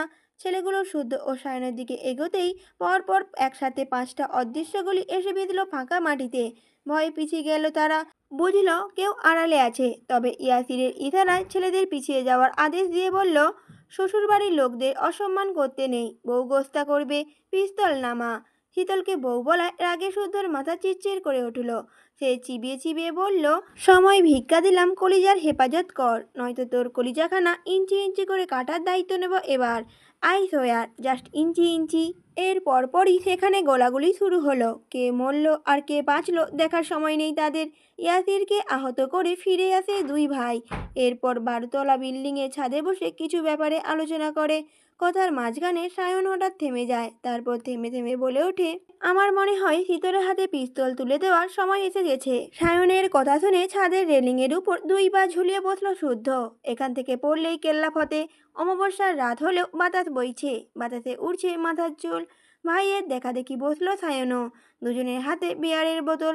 মুখ থমথমে। কিছুক্ষণ নীরব থেকে শুদ্ধ জবাব দিল, তোমার বোন বড্ড নাজুক, পিস্তলের ভাষ্য অত দূর, পিস্তল দেখলেই জ্ঞান হারাবে। সায়ন প্রতি উত্তরে বলে উঠল, ইয়াসির ছাড়া যেভাবে পেছনে লেগেছে ওর, এবার পাকাপোক্ত সেফটি প্রয়োজন। আমরা যতই ওর নজর রাখি, নিজের সেফটি নিজের কাছে। দেখছিস না, এত কড়াকড়ি নজরদারির পরেও পুনরায় আক্রমণ করে বসলো ওই বাস্টারটা। ভাবতে পারছিস অ্যাসিডের ছিটে ফোটাও শীতলের মুখে পড়লে কি হতো? শুদ্ধ বলল, কি আর হতো, ওই ব্লাডি বিচটার শরীরে 313 রকমের জীবাণু পুশ করে বসে বসে মজা দেখতাম। ভাইয়ের কথা শুনে সায়ন নীরবে মাথা দুলিয়ে মুচকি হাসল। আজকে হাসপাতালে রুবাব না থাকলে সাম্য সৃজনশীলাতের সাথে শীতলকেও হাসপাতালে অ্যাডমিট করতে হতো। কারণ হাসপাতালেও ছদ্মবেশে কেউ একজন এসে শীতলের মুখে অ্যাসিড ছুঁড়তে চেয়েছিল। সেই ব্যক্তি ছুঁড়তে চেয়েছিল যে ধরা পড়েছে। আজব এতক্ষণ বোঝয় যত্নআত্তি করেছে, তার হিসেব আগামীকাল করা হবে। সায়ন আপাতত হাসি সামলে গম্ভীর কণ্ঠে বলে উঠল, কেউ একজন আমার বোনকে নাকি ভালোবাসে না, বাঁচবেও না। তবে এত দরদ আসে কোথা থেকে? শুদ্ধ বলল, বাঁচি না তো, আর ভালোবাসলেই বা কি? তোমার বোন ভালোবাসা বুঝে? ভালোবাসা পিছে গুলি খাওয়ালেও বুঝবে না কিছু। সায়ন বলল, পাগলিটা তোকে চোখে হারায় কিন্তু নিজের অনুভূতি বুঝতে পারে না। কথা বল ওর সাথে, আর ভাব কি করবি। শুদ্ধ বলল, কিসের কথা বলছো? সেফটির ব্যাপারে? সায়ন বলল, হুম। শুদ্ধ বলল, পৃথিবী এত সুন্দর কেন জানো? কারণ পৃথিবীতে অতি চালাকের সাথে সাথে বোকাদেরও বসবাস। বোকারা আছে বলে ভালোবাসার অস্তিত্ব এখনও টিকে আছে। খেয়াল করে দেখবে, চালাকরা কিছু ভালোবাসার মাঝেও ফায়দা খোঁজে, আর বোকারা কষ্ট পাবে জেনেও নিঃস্বার্থভাবে ভালোবাসে। শুদ্ধ বলল, স্বর্ণ ইন্টেলিজেন্ট, আবেগী হয়ে কোনো সিদ্ধান্ত নেবে না, সেটা আমিও জানি আর তুমিও জানো। মূলত এ কারণে ওর হাতে পিস্তল তুলে দিতে তুমি নিশ্চিন্তে থাকতে পারো। কিন্তু শীতল বোকা, আবেগী, মাথামোটা। ধীরে সুস্থে হাজারবার ভেবে ভুল সিদ্ধান্ত নেওয়া ওর বদ অভ্যাস। মাঝে মাঝে ওর দুষ্টুমি বুদ্ধিতে ও নিজেই ধরা খায়। দেখো না, তাকে যদি পিস্তল দিয়ে সেটা লুকিয়ে রাখতে বলো, দেখবে কোথায় রাখবে সেটা ভাবতে ভাবতেই অসুস্থ হয়ে পড়বে। তাই ওকে নিয়ে এসব চিন্তা করা যাবে না। ও যেমন আছে তেমনই থাকুক, বরং এসব জানলে ভয় পাবে, সেই ভয় কেড়ে নেবে তার ডানা। ঝাপটে মুক্ত মনে উড়ে উড়ে ঘুরে ঘুরে বেড়ানো সুখ, এর চেয়ে সে তার মতোই ভালো থাকুক। আমি আছি তো, আমার উপর ভরসা রাখো। আমি কথা দিচ্ছি, আমি জীবিত থাকতে তোমার বোনের উপর ফুলের টোকাও পড়তে দেব না। শুদ্ধর কথাগুলো সায়নও গভীরভাবে ভাবল। শুদ্ধ কথাগুলো ভুল বলেনি। অতঃপর দু ভাই আরও কিছু ব্যাপারে আলোচনা করলো। আধ ঘন্টা পর সেখানে আরও কয়েকজন হাজির হলো। তাদের নিয়ে একটা মিটিংও হলো।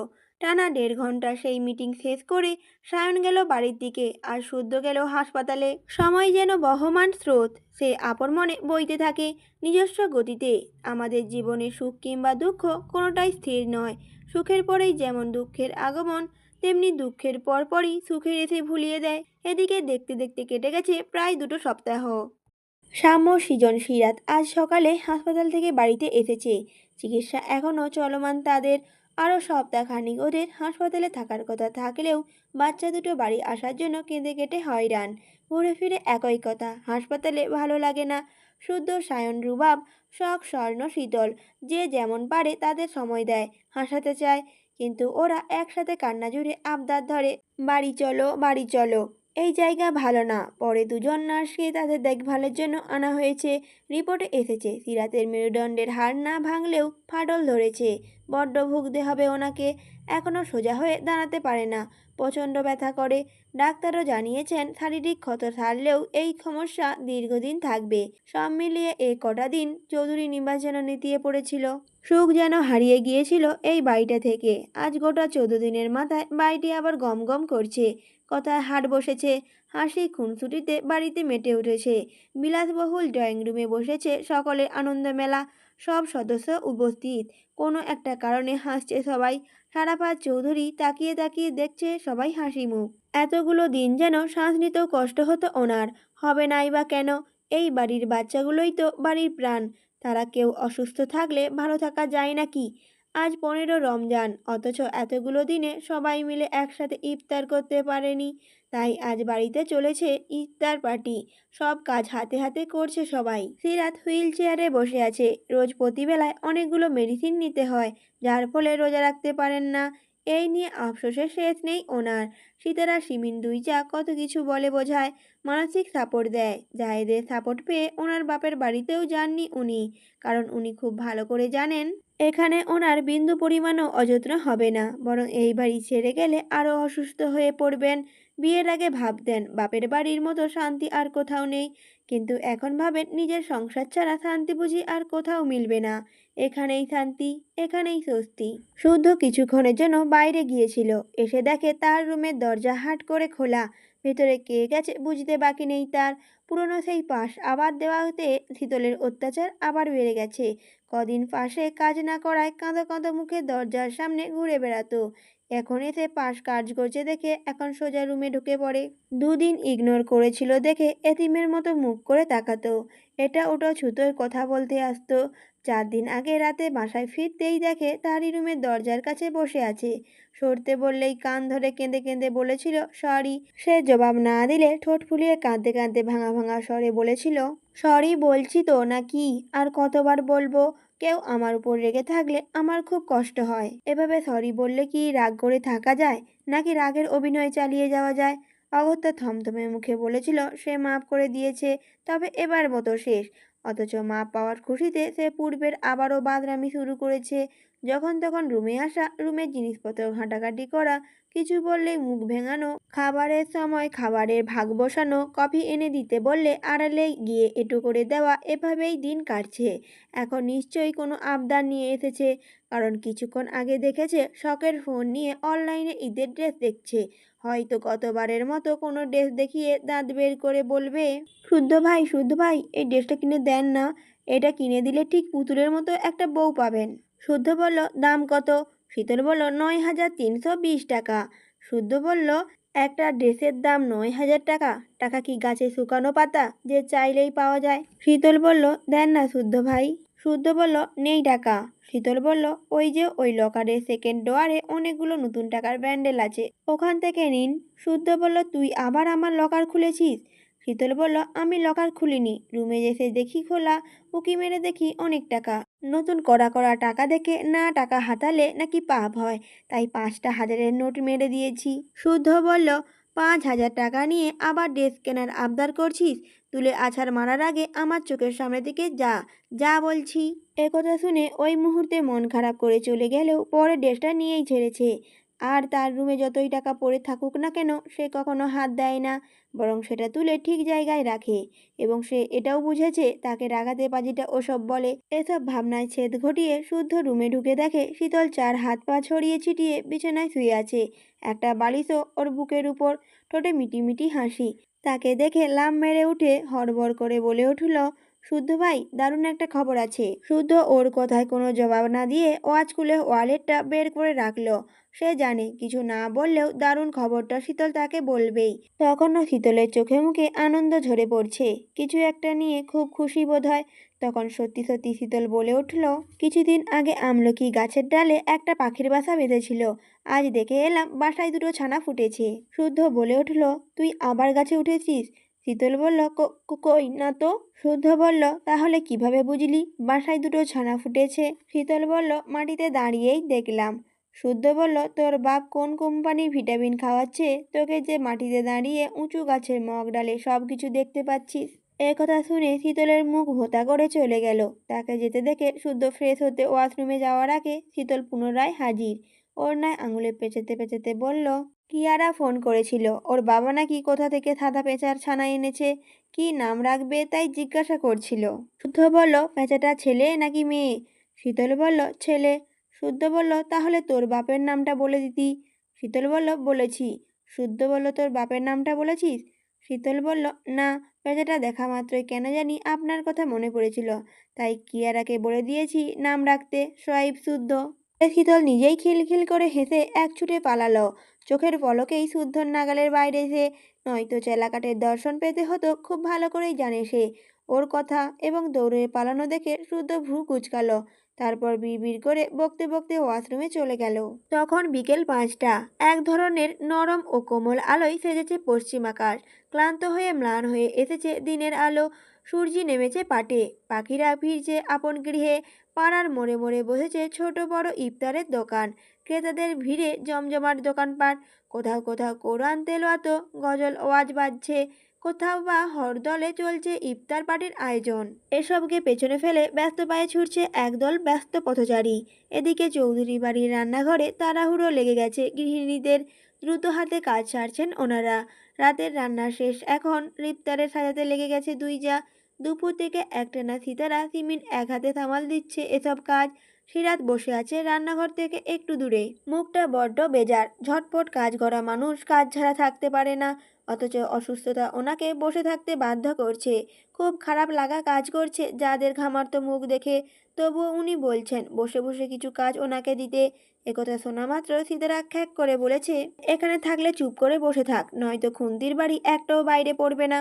বড় জায়ের কথা শুনে ফিক করে হেসে ফেলেন সিরাত। হাসে সিমিনও। সিতারা ভুকুচকে যাদের দেখে বেগুনি ভাজতে আরম্ভ করেন। সিমিন দুপুরের দিকে ফালুদার জন্য সাগুদানা রান্না করে ফ্রিজে রেখেছিলেন। এখন তা বের করে ফলমূল কেটে সাজিয়ে রাখলেন। নানা রকম জিনিস দিয়ে চমৎকার করে ডেকোরেশন করে শীতল।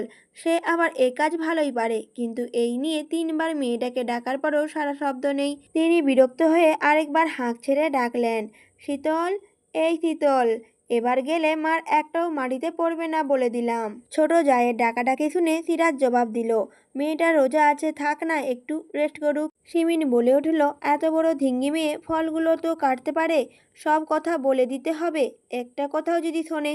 কথা শুনে সিতারা আঁচলে মুখটা মুছে শরবতের চিনি গুলাতে গুলাতে বলেন, মেয়েটার শরীরটা বোধহয় ভালো না, পাখির দানা খেয়ে রোজা আছে, সেদিন রক্ত দিল, থাক, ওকে এত গরমের মধ্যে আর ডাকিস না ছোট। দু জায়ের কথা শুনে সিমিন রাগে গজরাতে গজরাতে এটো থালা বাসন ধুতে ধুতে বললেন, তোমাদের আদরে আদরে ও আরো বাদর হচ্ছে, ওর বয়সী সাদিকাকে দেখো কি সুন্দর সংসার করে খাচ্ছে, অথচ এই পরিমসি করতে করতে বছর যায়। ভালো কথা বললেও যদি শুনতো। শুনবি না তো শুনিস না, শ্বশুরবাড়ি গিয়ে শাশুড়ির খোঁচা খেতে খেতে নাকের জল চোখের জল এক হবে, তখন তখন আমার কথা মনে পড়বে। তখন রুবাব এসে বলল, যে বাড়িতে আমার বোনকে কাজ করে খেতে হবে সে বাড়িতে বিয়েই দেব না। আমাদের রাজকুমারীকে যে যত্নে রাখতে পারবে তার হাতেই আমার বোনকে তুলে দেব। এ কথার প্রতি উত্তরে সিমিন বলে উঠল, কল্পনার রাজ্য থেকে বেরিয়ে আয় বাবা। শ্বশুরবাড়ি গেলে রাজকুমারী যতই আদরের হোক সেই আদর আর শ্বশুরবাড়িতে থাকে না। এই জন্যই বলছি বোনের ভালো চাইলে কাজ শেখা। সীতারা বলল, ও তো ছোট মানুষ, ওকে কি কাজ শেখাবো? ও আগে বড় হোক, একদিন সবই শিখে যাবে। তখন দৌড়াতে দৌড়াতে সিঁড়ি বেয়ে নামলো শীতল। দুপুরে গোসল সেরে একটুখানি শুয়েছিল, কখন চোখ লেগে গেছে খেয়ালই করেনি। মায়ের ডাক শুনেছিল, তবে তখন আরামের ঘুম হারাম করে উঠে আসতে ইচ্ছে করছিল না। আরামে আরামে ঘুমিয়ে বিকেলও কাবার করে ফেলেছে। মেয়েটাকে এভাবে ধড়মড়ি করে দৌড়ে নামতে দেখে সিমিন মুখ ফিরিয়ে নিলেন, এমন ভাব করলেন যেন খুব রেগে আছেন। তখন শীতল ওড়নায় আঙুল পেঁচাতে পেঁচাতে আমতা আমতা করে বলল, ডেকেছিলে আম্মু? সিমিন বলল, হুম। শীতল বলল, কেন?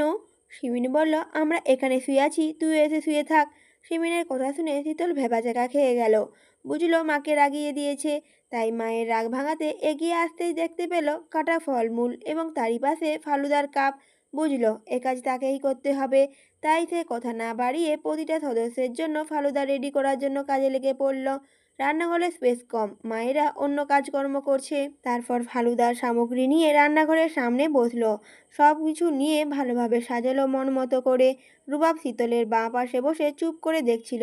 সে বুঝে পায় না সাজানো গোছানোর ব্যাপারে মেয়েরা এত এক্সপার্ট কেন। এই যে ফালুদার কাপ এত সুন্দর করে সাজালো শীতল, কত কি যে দিল সেগুলো নাম বলতে পারবে কিনা শিওর না। তাছাড়া যাবে তো পেটেই, তাহলে এত কাহিনী করার কি আছে? সবগুলো একসাথে বড় একটা বলে নিলে ঝালমুড়ির মতো সব আইটেম একসাথে খেয়ে নিয়ে কপাকপ করে গিলে নিলেই হয়। অযথা টাইম ওয়েস্ট করার দরকার আছে?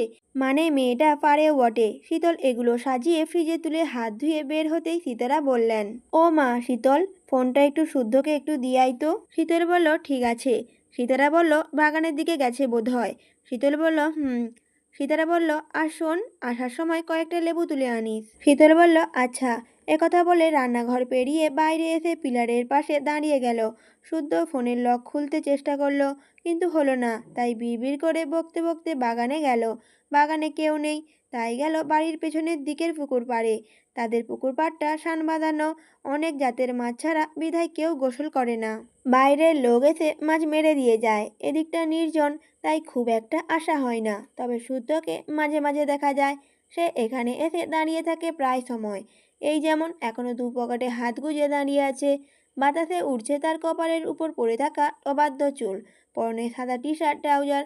সে পেছন থেকে চুপি চুপি এসে ভাও করার আগে শুদ্ধ বলল, এখানে কি?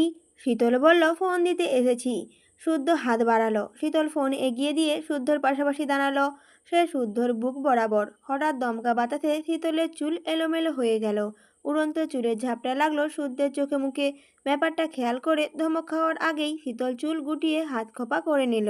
শাওয়ান চৌধুরী রাজহাঁসের মাংস ভীষণ পছন্দ করেন খেতে। উনি মাঝে মধ্যেই রাজহাঁস কিনে আনেন। কিছুদিন আগে খাবে বলে এনেছিলেন, কিন্তু সাম্য ও সৃজনের অ্যাক্সিডেন্টের জন্য খাওয়া হয়ে ওঠেনি। ফলস্বরূপ রাজহাঁস দুটো দিনের বেশিরভাগ সময় পুকুরে ভেসে বেড়ায়। সন্ধ্যার পর দারোয়ান কাকা ওদের গ্যারেজে রাখে। শীতলের হঠাৎ নজর গেল ভেসে বেড়ানো হাঁস দুটোর দিকে। শীতল বলল, পুকুরে ভেসে বেড়ানো হাঁসগুলো কত সুখী, তাই না শুদ্ধ ভাই? ইস, আমিও যদি হাঁস হতাম। আফসোসের সুরে বলা শীতলের কথা শুনে পুকুরে তাকালো শুদ্ধ। হাঁস দুটোকে আপন মনে ঘুরে বেড়াতে দেখে সত্যিই মনে হচ্ছে তারা ভীষণ সুখী। তারা পুকুরে ভাসতে ভাসতে ছোট ছোট মাছ পোকা ধরে খাচ্ছে, কখনো নিজস্ব স্বরে ডাকছে, পাশাপাশি ভাসছে। টলমলো স্বচ্ছ জলে ধবধবে হাঁস দুটোকে দেখতে সত্যিই খুব সুন্দর দেখাচ্ছে। হঠাৎ পুরুষ হাঁসটি নারী হাঁসটিকে চেপে ধরে সঙ্গমে লিপ্ত হলো। যা ঘটলো সেটা ছিল অনাকাঙ্ক্ষিত। এই দৃশ্য দেখে মুহূর্তেই ঠোঁটের হাসি হেঁটে দাঁড়িয়ে দেখতে থাকা শীতলের হাসি মিলিয়ে গেল। বিস্ময়ে চোখ দুটো বড় বড় হয়ে গেল। ফর্সা আদুরে গাল দুটো রাঙা হয়ে উঠল। কান দিয়ে যেন গরম ধোঁয়া বেরোতে লাগলো। নারী হাঁসটি পালাতে গিয়েও পারল না, আটকে পড়ল পুরুষ হাঁসটির নিচে। শুদ্ধ পাশে দাঁড়িয়ে থাকায় সে আর তাকিয়ে থাকতে পারল না। দ্রুত দৃষ্টি সরিয়ে অন্যদিকে তাকালো। কেন জানি তার হাত পা ভীষণ কাঁপছে। অসীম লজ্জায় চোখ তুলে তাকাতেও পারল না পাশের মানুষটার দিকে। কত শখ করেই না হাঁস হতে চেয়েছিল, কিন্তু কি থেকে কি হয়ে গেল। এক রাত লজ্জায় এক ছুটে পালিয়ে যেতে যেতে বিড়বিড় করে বলল, না না, আমি হাঁস হতে চাই না, ছি ছি। একথা বলতে বলতে পালিয়ে গেল ঠিকই, তবে ভুলেও আর পিছু ফিরে তাকালো না। কিন্তু একবার তাকালে হয়তো দেখতে পেত তার বিশুদ্ধ পুরুষ নিজের ঠোঁট কামড়ে ধরে হাসছে, হাসছে তার চোখ জোড়াও। কি চমৎকার সেই হাসি! সেই হাসি নিদারুণভাবে স্বচ্ছ জলে ফুটে উঠেছে। শীতল চলে গেলে বুঝতে পেরে সে হাসতে হাসতে বলল, কেবল তো শুরু লাজুকলতা, এখনই লজ্জায় ডুবলে চলবে? সর্বনাশে চিপাগড়ি যাওয়ার কথাও তো স্মরণে রাখতে হবে।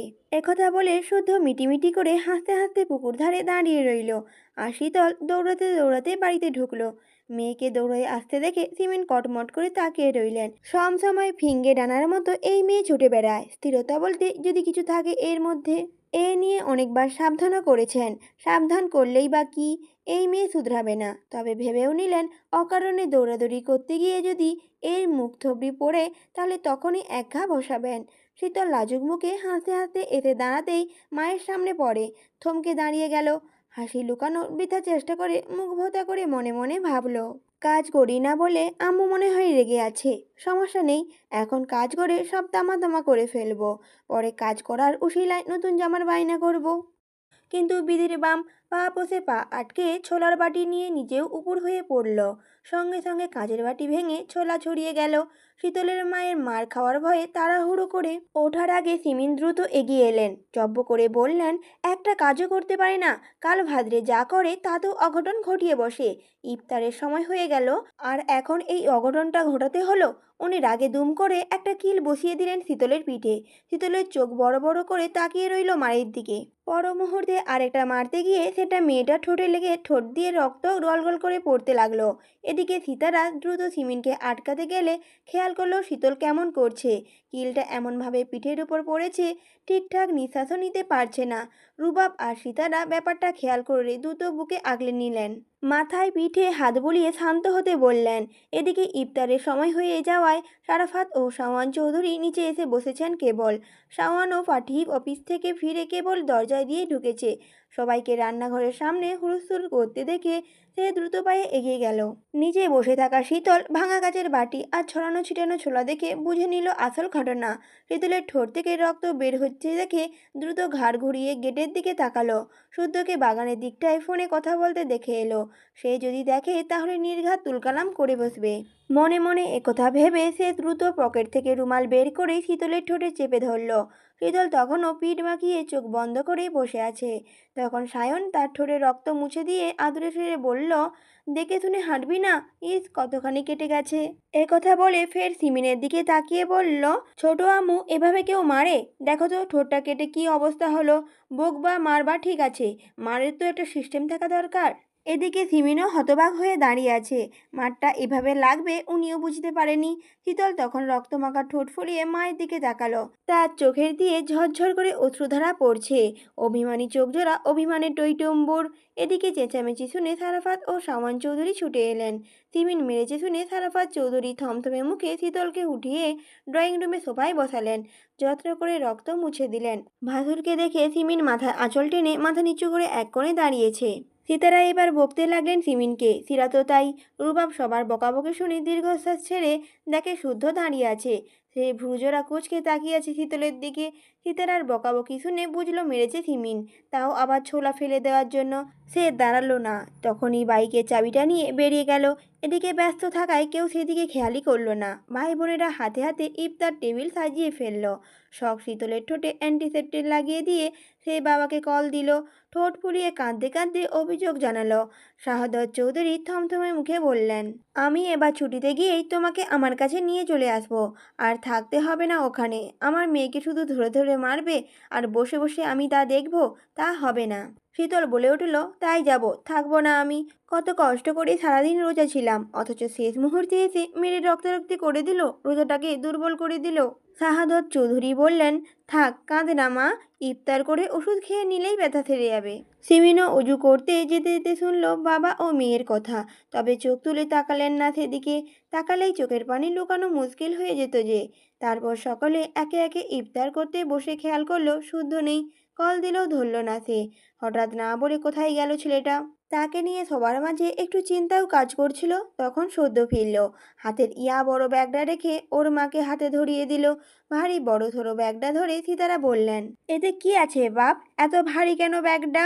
শুদ্ধ সে কথার জবাব দিল না। শখ আর স্বর্ণকে উদ্দেশ্য করে ভারী গলায় বলল, বাহারি রকমের যত যা ইফতার আছে সব সরা। শখ ভাইয়ের মুখের দিকে একবার তাকিয়ে তার মায়ের দিকে তাকালো। তাকে সরাতে না দেখে শুদ্ধ জোরে একটা ধমক দিল। সে এত জোরে ধমক দিল যে শীতলও চমকে উঠেছে। সে বিস্ময় নিয়ে তাকিয়ে দেখছে সামনের বিশুদ্ধ পুরুষটাকে। ভাইয়ের ধমক শুনে শখ এবার সাহস নিয়ে আমতা আমতা করে বলল, ইফতার করবো না ভাইয়া? শুদ্ধ বলল, কর, তবে শুধু ছোলা দিয়ে কর। ছেলের তেরামিতে সারাফাত চৌধুরী এবার প্রচণ্ড বিরক্ত মুখে বললেন, এত কিছু থাকতে শুধু ছোলা দিয়ে ইফতার করবে কেন? বাবার কথায় শুদ্ধ সিমিনের দিকে একবার তাকিয়ে ঘুরে বাবার দিকে তাকালো। তারপর ঠান্ডা কণ্ঠে বলে উঠল, সামান্য ছোলা নিয়ে যখন এত কাণ্ড ঘটে গেল, তার মানে বুঝতে হবে এই ছোলা মহামূল্যবান কিছু। একদিন ছোলা না খেলে মানুষ মারাও যেতে পারে। এই পাপ কি আর জেনে শুনে করা যায়? তাই ইফতার আজ ছোলা দিয়েই হবে। এই কথা বলে নিজেই সব সরাতে গেলে সীতারা এসে ছেলেকে থামালেন। শুদ্ধর হাত থেকে সেসব কেড়ে নিয়ে টেবিলে রাখলেন। ছেলেকে বসালেন চেয়ারে। তারপর পাশে দাঁড়িয়ে ওর মাথায় পিঠে হাত বুলিয়ে শান্ত হতে বললেন। সীতারা বলে উঠলেন, ইচ্ছে করে মারেনি, অসাবধানতায় লেগে গেছে। শুদ্ধ বলে উঠল, ওকে ফাইন, তাহলে রক্তাক্ত হলো কেন? সীতারা বলে উঠল, মা মেয়েকে শাসন করবে না? শুদ্ধ বলল, বারণ করলাম কখন? এর আগেও তো ছোট আম্মু নানান কারণে মেরেছে, কিছু বলেছি কখনো? কিন্তু মারেরও একটা সিস্টেম থাকা লাগে। আমিও তো কতবার মারি, রক্তাক্ত হয় কি? এতটা রক্ত ঝরেছে কখনো? সীতারা বলে উঠল, ঠিক আছে, তোর বোনকে এভাবে আর কেউ মারবে না, এবার শান্ত তো হ বাপ। শুদ্ধ বলে উঠল, আমাদের বাড়িতে সাম্য, সৃজন, শীতল এরা চঞ্চল, এই কথা তো কারো অজানা নয়। তারা ছোট থেকেই দুরন্ত। তার মধ্যে এই দুজন গুরুতর অসুস্থ এখন। তাদের অসুস্থতা আমাদের বাড়িটাকে মিইয়ে দিয়েছে। আগের মতো বাড়িটাতে প্রাণবন্ধ নেই, খুনসুটির মুহূর্ত নেই। গত কয়েকটা দিন ধরে মনে প্রাণে চেয়ে যাচ্ছি কবে সব ঠিক হয়ে যাবে, কবে আমাদের বাড়িটা আবার প্রাণ ফিরে পাবে। কিন্তু এর মধ্যেই সামান্য একটা কারণে আরেকজনকে মেরে রক্তাক্ত করলে। খুব কি দরকার ছিল? যেভাবে মারলে এতে যদি ওর শ্বাস আটকে যেত। তোমরা আরও ভালো করে জানো যে ওর কাঁদতে পারে না, তাছাড়া সারাদিন রোজা আছে। কিছুদিন আগে সে রক্ত দিয়েছে, এমন তো নয় ইচ্ছে করে ছোলা ফেলেছে। তাহলে এভাবে মারার দরকার কি ছিল? হ্যাঁ মানছি তোমার মেয়ে, শাসন করবে তুমি, সেই রাইট তোমার অবশ্যই আছে, কিন্তু এভাবে কেন? রক্তাক্ত হবে কেন? সে না হয় অবুঝ, তুমি তো আর নও। ছোট আম্মু, একবার তাকিয়ে দেখো ঠোঁটটা কিভাবে কেটেছে, এখন খাবে কিভাবে? শুদ্ধর কথা শুনে সিমিন মুখ ভোতা করে তাকিয়ে আছে মেয়ের দিকে। পাজিটা মাকে নাস্তানুবুদ করে দেখে মিটিমিটি হাসছে। কত বড় ফাজিল, তবে হাসলে অদ্ভুত দেখাচ্ছে। ঠোঁটের এক পাশ অনেকটাই ফুলে কালচে রক্ত জমে আছে, প্রচণ্ড ব্যথা হবে। এখন উনিও সুযোগ বুঝে অভিযোগ দিলেন, মারাটাই চোখে দেখলি, কেন মারলাম সেটা দেখলি না? ও সপ্তাহে খানিকের মধ্যে বই হাতে নিয়েছি কি না একবার জিজ্ঞাসা কর। বাড়িতে পড়তে বসে না, কোচিনে যায় না, কিয়ারাকে অবধি ডাকতে আসতে বারণ করেছে। সারাটা দিন খালি টই টই করে ঘোরা, গাছে উঠে পাখি দেখা, ফল পাকড় পাড়া, এসবই করে বেড়াইছে। ডাক্তার দেখিয়ে মেডিসিনগুলো যে এনে দিলি, হাত দিয়ে ছুঁয়েছে কিনা জিজ্ঞাসা কর, এখনই জিজ্ঞাসা কর। সিমিন আবারও বলে উঠল, এগুলো না হয় বাদই দিলাম, কিন্তু আমার মন বলছে ও আবার কোনো কাণ্ড ঘটাচ্ছে, ওই আঁঠাখোরের মতো আবার কাউকে। ভাসুরের সামনে সিমিন তার পুরো কথাটা শেষ করতে পারলেন না, তার আগেই থেমে গেলেন। তবে সকলে বুঝল ওনার কথার অর্থ, তাই সকলের দৃষ্টি শীতলের দিকে। শীতল নিজেও হতবাক, হতভম্ব চোখে তাকিয়ে আছে মায়ের দিকে। প্রেম না করেই প্রেমের অপবাদ মানা যায়? তখন সায়ন সিমিনের কথা ধরল। সায়ন জিজ্ঞাসা করল, তোমার কেন মনে হলো ও প্রেম করছে? সিমিন বলে উঠল, ওর রুমে ময়লা জামাকাপড় আনতে গিয়ে দেখি ময়লা ঝুড়িতে দলামলা পাকানো এক ঝুড়ি কাগজ। এগুলো কিসের কাগজ, এত কেন? কিসব ভেবে আমি কাগজটা খুলে দেখি, সেখানে লেখা, আমার মুড়ি সাইটেস। সাইটেস কি বা কে, একমাত্র আল্লাহ মাবুদ জানে। মায়ের কথা শুনে শীতল মাথা নিচু করে মুখ গলার সাথে মিশিয়ে নিল। ইস, এভাবে ফাঁস হয়ে যাবে কে জানতো? কাগজগুলো পুড়িয়ে ফেললেই হতো। এখন না জানি না এই কাগজের জন্য বাঁশ খেতে হয়। যদি সত্যিই বাঁশ খেতে হয় তাহলে চোখ বন্ধ করে শুদ্ধর নাম বলে দিবে। মার এমনিতেও খেতে হবে, অমনিতেও খেতে হবে। সেদিন বিশুদ্ধ পুরুষটাকে চেয়ে নিতে বলল না, আজ ধরা খেলে বড় আব্বু না হয় বড় মাকেও বলবে, তোমাদের ছোট পুত্রের নববধূ হওয়ার টোকেনটা আমাকেই দাও বড় আব্বু। ওদিকে সায়ন আর রুবাব পারছে না হেসে গড়াগড়ি খেতে। সায়ন বসে থেকেই শুদ্ধকে পা দিয়ে খোঁচাচ্ছে, ইঙ্গিত দিচ্ছে কিছু একটার। এদিকে নিশ্চুপ শুদ্ধ, বাকিরাও চুপ থেকে শীতলের থেকে জবাবের অপেক্ষায় রয়েছে। সিমিনের কথা শুনে সারাফাত চৌধুরী এবার গলা খাকারি দিলেন। উনি কথা বলবেন বুঝে বাকিরাও নিজেদের কৌতূহল দমিয়ে রাখলেন। এরপর উনি স্বভাবসুলভ গম্ভীর কণ্ঠে বলে উঠলেন, এসব কি শুনছি মা? শীতল বলে উঠল, না মানে বড় আব্বু? সারাফাত চৌধুরী বললেন, তোমার মা যা বলছে তা কি সত্যি? সবাইকে এড়িয়ে গেলেও বড় আব্বুকে উপেক্ষা করতে পারে না শীতল, তাই আঙুল মুচড়াতে মুচড়াতে আমতা আমতা করে জবাব দিল, সাইটেস কোনো আঠা করবার রাস্তার টোকায় না বড় আব্বু। সে আমার দেখা সুপার জেন্টেলম্যান। আমি তাকে পছন্দ করি। সুযোগ পেলে বিয়ে করে বিদেশ চলে যাব। শীতলের কথা শুনে সবার চোখ বড় বড় হয়ে গেল। বলে কি এই মেয়ে, মাথাটাতা পুরোটাই গেছে নাকি? তবে শীতলের কথা শুনে সারাফাত চৌধুরী রাগলেন না, বরং ঠান্ডা স্বরে কথা চালিয়ে গেলেন। তা কে সেই জেন্টেলম্যান? কি করে? বাসা কোথায়? সাইটেস? এটা আবার তার পদবি নাকি পেশা? শীতল বলে উঠল, সাইটেস তার পদবি। আসলে সে তামিল মুভির হিরো। আমাদের শুদ্ধ ভাইয়ের মতো নামকরা সায়েন্টিস্ট। দেখতে পুরোই জেন্টেলম্যান। নাম পিওর ক্যারেক্টার সাইটেস। সায়ন রুবাব ভাই চিনেও তাকে। ভাইয়া তোমরা কিছু বলো। শীতলের কথা শুনে সায়ন আর রুবাবের হাসি ভস করে মিলিয়ে গেল। নিচে থেকে শুদ্ধকে খোঁচানো সায়নের পাটাও থেমে গেল। তারা একে অপরের দিকে তাকিয়ে বোকা বোকা হেসে বলল, হ্যাঁ হ্যাঁ, ছেলে দেখতে শুনতে ভালোই, মানাবে ওদের। সায়ন কথাটা বলে উঠল। এবার সাফওয়ান চৌধুরী বিস্ময় ভরা কণ্ঠে বললেন, তোরা মুভির হিরোর কথা বলছিস? কি কাণ্ড বল দেখি। কোথায় আমি ভাবলাম সত্যি সত্যি বোধ হয়। এ কথা বলে তিনি হো হো করে হেসে ফেললেন। সীতারাও ফিক করে হেসে ফেললেন। সীতারা বললেন, আমিও সত্যি ভেবেছি। বড় মা ও মেজো চাচুর কথা শুনে শীতল খিলখিল করে হেসে উঠল। তার হাসি দেখে সকালে বোকা বনে গিয়ে নিজেরাও হাসলেন। মেয়েটাও পারেও বটে। এদিকে এতক্ষণ সায়ন আর রুবাব যেন শ্বাসটা আটকে রেখেছিল। ভেবেছিল আজকে বোধহয় সত্যিটা ফাঁস হয়েই যাবে, কিন্তু এই মেয়েটা আবার পাল্টি খেলো। আবার পাল্টি খেয়ে করলো কি, সায়েন্টিস্টকে বানিয়ে দিল সাইটেস, আর শুদ্ধ নামের জান খেয়ে নাম দিয়ে দিল ক্যারেক্টার। যদিও পিওর বা ক্যারেক্ট মানে শুদ্ধ। শীতল কথা শেষ করে আর চোখে শুদ্ধ দিকে তাকাতেই চোখাচোখি হয়ে গেল। রু কুচকি তাকিয়ে আছে বিশুদ্ধ পুরুষ। হয়তো ভাবছে তার পাশে বসে তারই নাম বদলে তাকেই সুসুরি দিচ্ছে। এর আগে শুদ্ধ অভিযোগ করেছে, যে মেয়ে কারোর সামনে তাকে চেয়ে নিতে পারবে না সেই মেয়েকে সে বিয়েই করবে না। এই জন্য সাহেব এত রাগ দেখিয়েছিল, কোথাও বলা বন্ধ করে দিয়েছিল, তার রুমেও যেতে দেয়নি। আজ দেখো বলতে পারবে কিনা। যদিও এটা ছোট রিভেঞ্জ, যখন ফাইনাল মোমেন্টে আসবে তখনও সগৌরবে বড় আব্বুর কাছে চেয়ে নেবে। বুঝে নেবেই নেবে বিশুদ্ধ পুরুষটাকে। সে কি ভেবেছে তার করা পাগলামির পরিমাণ একটু বেশি বলে এটাও পাগলামি? না, মোটেও না। এদিকে এখনও মেয়ের বাদরামি বন্ধ হয়নি দেখে সিমিন ফুঁসে উঠলেন। কটমট করে তাকিয়ে শুদ্ধকে অভিযোগ করলেন, শুনলি শুনলি বেয়াদবটার কথা? ও কি এমনি এমনি মার খায় বল শুদ্ধ? শীতলের ইঙ্গিত বা কথা যাচ্ছে শুদ্ধর রাগ উধাও। কি বলবে নিজেই বুঝে উঠতে পারছে না। তবে সায়ন আর রুবাবের মুখ দেখে কেন জানি তার ভীষণ হাসি পেল। হাসলে মেন টার্গেট মিস হয়ে যাবে, তাই মুখটা যথেষ্ট থমথমে করে রাখলো। আর সিমিন এত কিছু পরও মেয়ের করা বাদরামি কমছে না দেখে অঝরে কাঁদতে লাগলেন। আপাতত প্রসঙ্গ পাল্টানো খুব দরকার, তাই শুদ্ধ থমথমে মুখে বলে উঠল, আজ থেকে বাড়ির ছোটরা লাখ টাকার জিনিসও যদি নষ্ট করে কেউ কিছু বলবে না। বলবে না মানে বলবেই না। মারধর তো দূর, যার যা ক্ষতি হবে ক্ষতিপূরণ আমি দেব। তারপরে যেন এই ঘটনা পুনরাবৃত্তি না হয়। এই কথা বলে ঘাড় বাঁকিয়ে শীতলের দিকে তাকালো একবার। পাজি মেয়ে কাটা ঠোঁটে এখনো হাসছে মুচকি মুচকি।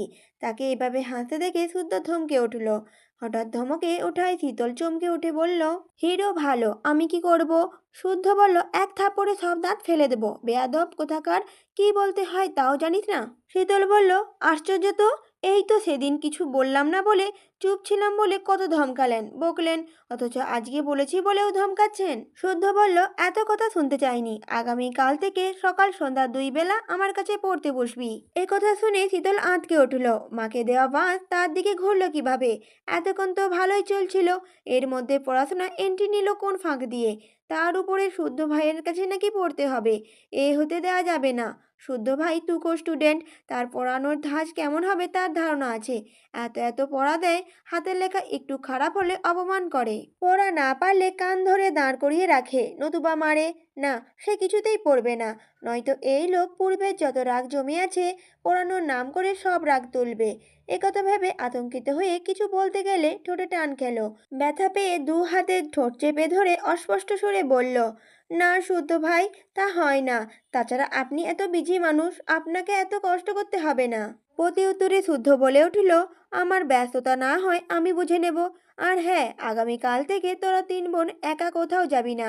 শখ স্বর্ণ কতটা স্মরণে রাখিস। প্রয়োজনে রুবাব দিয়ে আসবে, নিয়ে আসবে। আমার কথা নড়চড় হলে এক একটাকে আমি নিজে হাতে শায়েস্তা করব। হঠাৎ এমন কড়া নিষেধাজ্ঞা জারি করার কারণ বুঝল না কেউ। তবে মুখ ফুটে কিছু বলার সাহসও করল না। সায়নের সাথে শুদ্ধ চোখাচোখি হলে সায়নের ঠোঁটের কোণে মৃদু হাসির রেখা দেখা দিল। কি সুন্দর করে এক ঢিলে চার পাখি মেরে দিল। সিমিনকে বাঁশ দিল, শীতলকে একা পড়ানোর ব্যবস্থা করে ফেললো। ভাইদের আছিলা বাঁশ খাওয়া দেখল এবং সেই সুযোগে শখ স্বর্ণের সেফটির কথা ভেবে স্বয়ং রুবাবের ঘাড়ে দায়িত্ব চাপিয়ে দিল। শুদ্ধ যখন নিষেধাজ্ঞা জারি করেছে তখন সবাই বিনা বাক্যে মেনে নেবে, কিন্তু তার বাঘিনী কি মানবে? সে দিনের বেলা সেফটি নিয়ে চললেও রাতের বেলা মানবে না। এটা তো আরেক জাতের ঘাড়তেরা। অতপর এসব কথা বাদ দিয়ে সবাই হৈ হৈ করে ইফতার করলো। ভাই বোনেদের পছন্দের আলুর চপ নিয়ে কাড়াকাড়ি হলো, হাসাহাসি হলো। গল্পে গল্পে একটু আগে সব রাগবাগ মিটে গেল। পরের দিন সকাল থেকে সত্যি সত্যি শুদ্ধর কাছে পড়তে আসতে হলো। ভেবেছিল কোনো বাহানা দেখিয়ে ব্যাপারটা ঘেঁচে দেবে, কিন্তু না, স্বয়ং তার জননী ঘুম থেকে টেনে তুলে তাকে পড়তে পাঠিয়েছে। সঙ্গে শুদ্ধর হাতে মোটা একটা চেলা কাঠ তুলে দিয়ে বলে গেছে, মাংস তোর, হাড্ডি আমার। কখন কি পড়ালি দেখতে আসবো না, আমি শুধু রেজাল্ট দেখবো। কথা বলে সিমিন বিদায় নিতেই শুদ্ধ তাকে চেলা কাঠ দেখিয়ে বলেছে, এটাকে সালাম কর, আজ থেকে এটাই তোর শিক্ষাগুরু। এর যা দাপট সেটা তোর সেনাবাহিনী বাপেরও নেই। এবার বই বের কর। মুখ লটকে শীতল বই বের করলে শুদ্ধ তাকে পড়িয়েছে, বারবার একটা পড়া বুঝিয়েছে। শীতল বলেছে বুঝেছে, কিন্তু সেটা যখন তাকে করতে দিয়েছে তখনই বেঁধেছে ঝামেলা। ফলে কপালে জুটলো চেলাকাটের বাড়ি। এভাবেই রোজ শুদ্ধর কাছে না চাইতেও পড়তে বসতে হয় শীতলের। কখনো পেট ব্যথা, কখনো মাথা ব্যথা, কখনো চোখ ব্যথা বলে কত কি অজুহাত সৃষ্টি করলেও ছাড় পায়নি। এভাবেই দিন দিন শীতলের পড়ার চাপ বাড়ল। নিত্যদিনের সাথী হলো মার ধমক। তবে শুদ্ধ যখন তাকে কিছু বোঝাতেও এক মনে কিছু লিখত, তখন সে ড্যাব ড্যাব করে তাকিয়ে থাকতো। একবার দেখতো শুদ্ধর হাতে সুন্দর লেখা, আরেকবার দেখতো সুন্দর মানুষটাকে। মনে মনে কত কি বলতো, মুখ টিপে হাসতো। শুদ্ধ বুঝতো, তবে কিছু বলতো না। কি বলবে? শীতলকে ওর কাছাকাছি রাখার জন্যই তো পড়ার কথা বলেছিল, নয়তো রিসার্চের কাজ ছেড়ে পড়ানোর সময় আছে কোথায়? আর এ কাজ করার কারণ ভালোবাসা সৃষ্টি, একমাত্র ওষুধ ভালোবাসার মানুষটার খুব কাছাকাছি থাকা, একা সময় কাটানো, পড়ানোর ফাঁকে একটু গল্প, মারলে গাল ফুলিয়ে থাকলে একটু প্রশ্রয় দেওয়া, পড়ানোর ফাঁকে ফাঁকে দু চোখ ভরে দেখা, মন ভরে শরীরে সুবাস টেনে নেওয়া, কলম নেওয়া ছুতোয় ছুঁয়ে দেওয়া। মাঝে মাঝে তার খিলখিল করা হাসি দেখে বুকের তোলপাড় ঝড়টা বহু কষ্টে দমানো। এইগুলোই ভালোবাসার এক একটি অংশ। আর এর থেকেই একটু একটু করে সৃষ্টি হয় ভালোবাসার। দেখতে দেখতে রোজা প্রায়ই শেষের পথে। সকলের কেনাকাটা এখনও বাকি। শুদ্ধ জরুরি কিছু কাজ থাকায় রুবাব, সারাফাত ও শাওয়ান চৌধুরী মিলে একদিন ইফতারের পরে বাকিদের নিয়ে শপিংয়ে গেলেন। সবাই সবার জন্য মিলেঝুলে মাঝরাত অবধি কেনাকাটা সারল।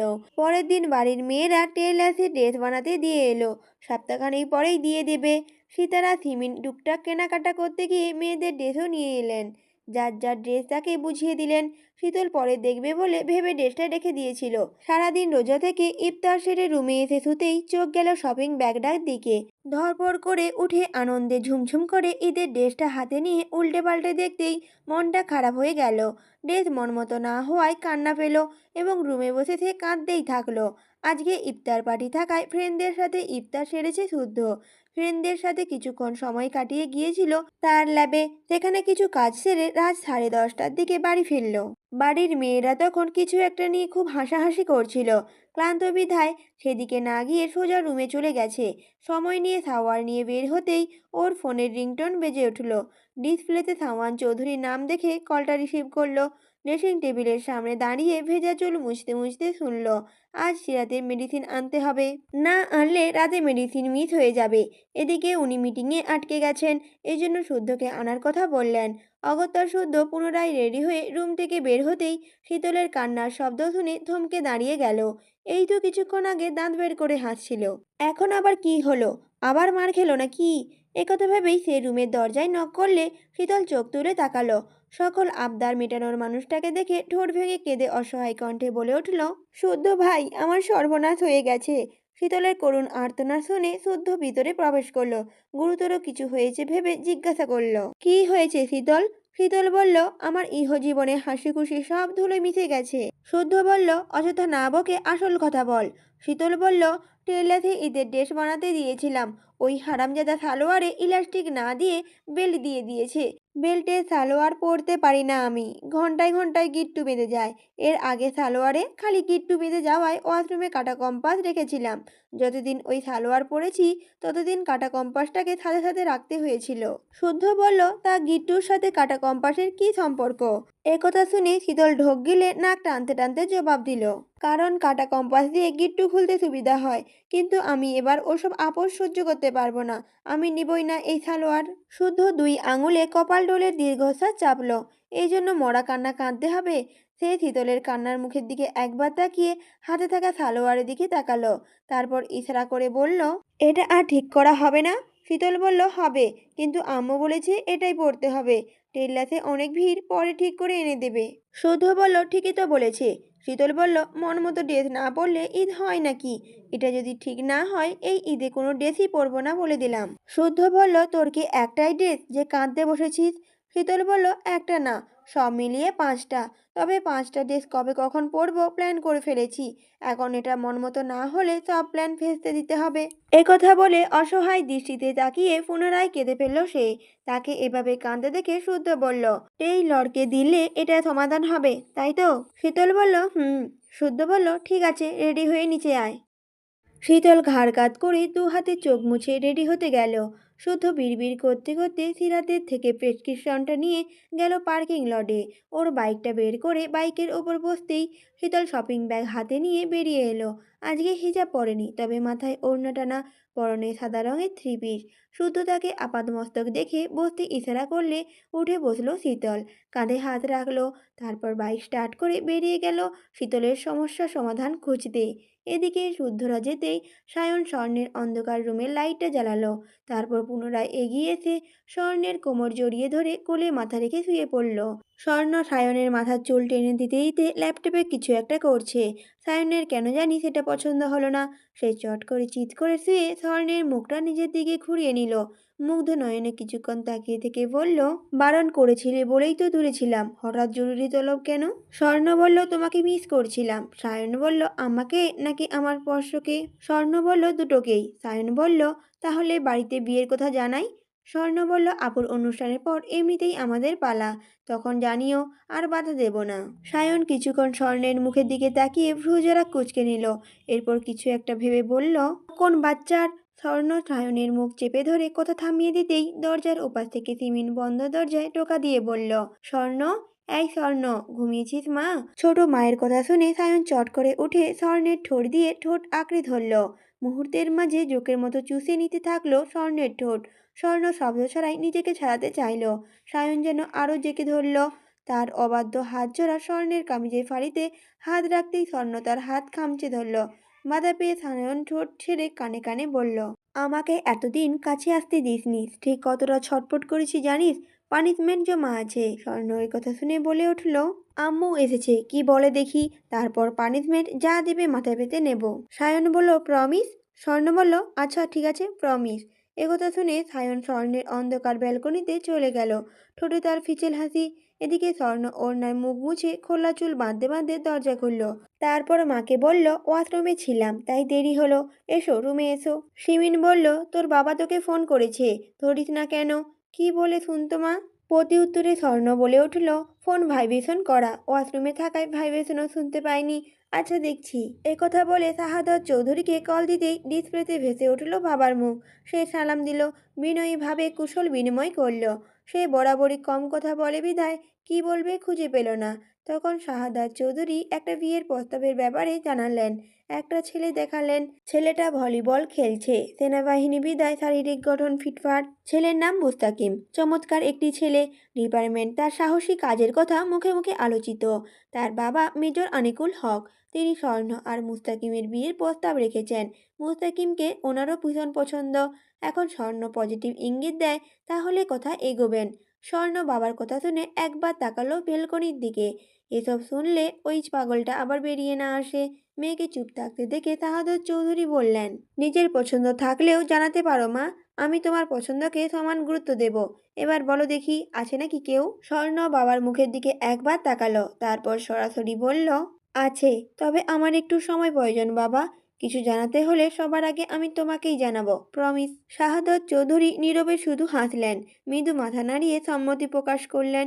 মুস্তাকিমকে ভীষণ পছন্দ বিদায় হাতছাড়া করতেও তিনি নারাজ, তাই বলে উঠলেন, তাহলে শীতল।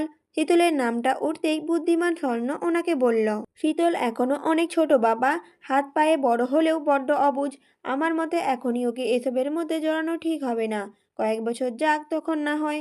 এবারও শাহাদত চৌধুরী মেয়ের কথায় সম্মতি জানিয়ে কল কাটলেন। সিমিন মেয়ে ও স্বামীর কথা শুনলেও আগ বাড়িয়ে কোনো মন্তব্যই করেনি, কারণ উনি জানেন স্বর্ণ বুঝদার, যা সিদ্ধান্ত নেবে জেনে বুঝে নেবে।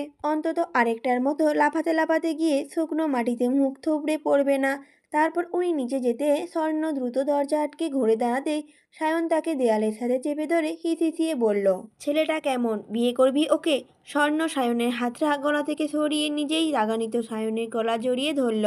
তারপর মুচকি হেসে বলল, আমার শাহরিয়ার সায়ন কি কম, যে অন্য কাউকে বিয়ের কথা ভাবতে হবে আমায়? একথা সায়নের কানে পৌঁছাতেই রাগ গলে জল হয়ে গেল। স্বর্ণকে ঠেলে দেয়ালে ঠেকিয়ে গ্রাবিও নাক ঘষতে ঘষতে বলল, শখের অনুষ্ঠান হওয়ার এক সপ্তাহের মধ্যে তোকে আমার ঘরে তুলব।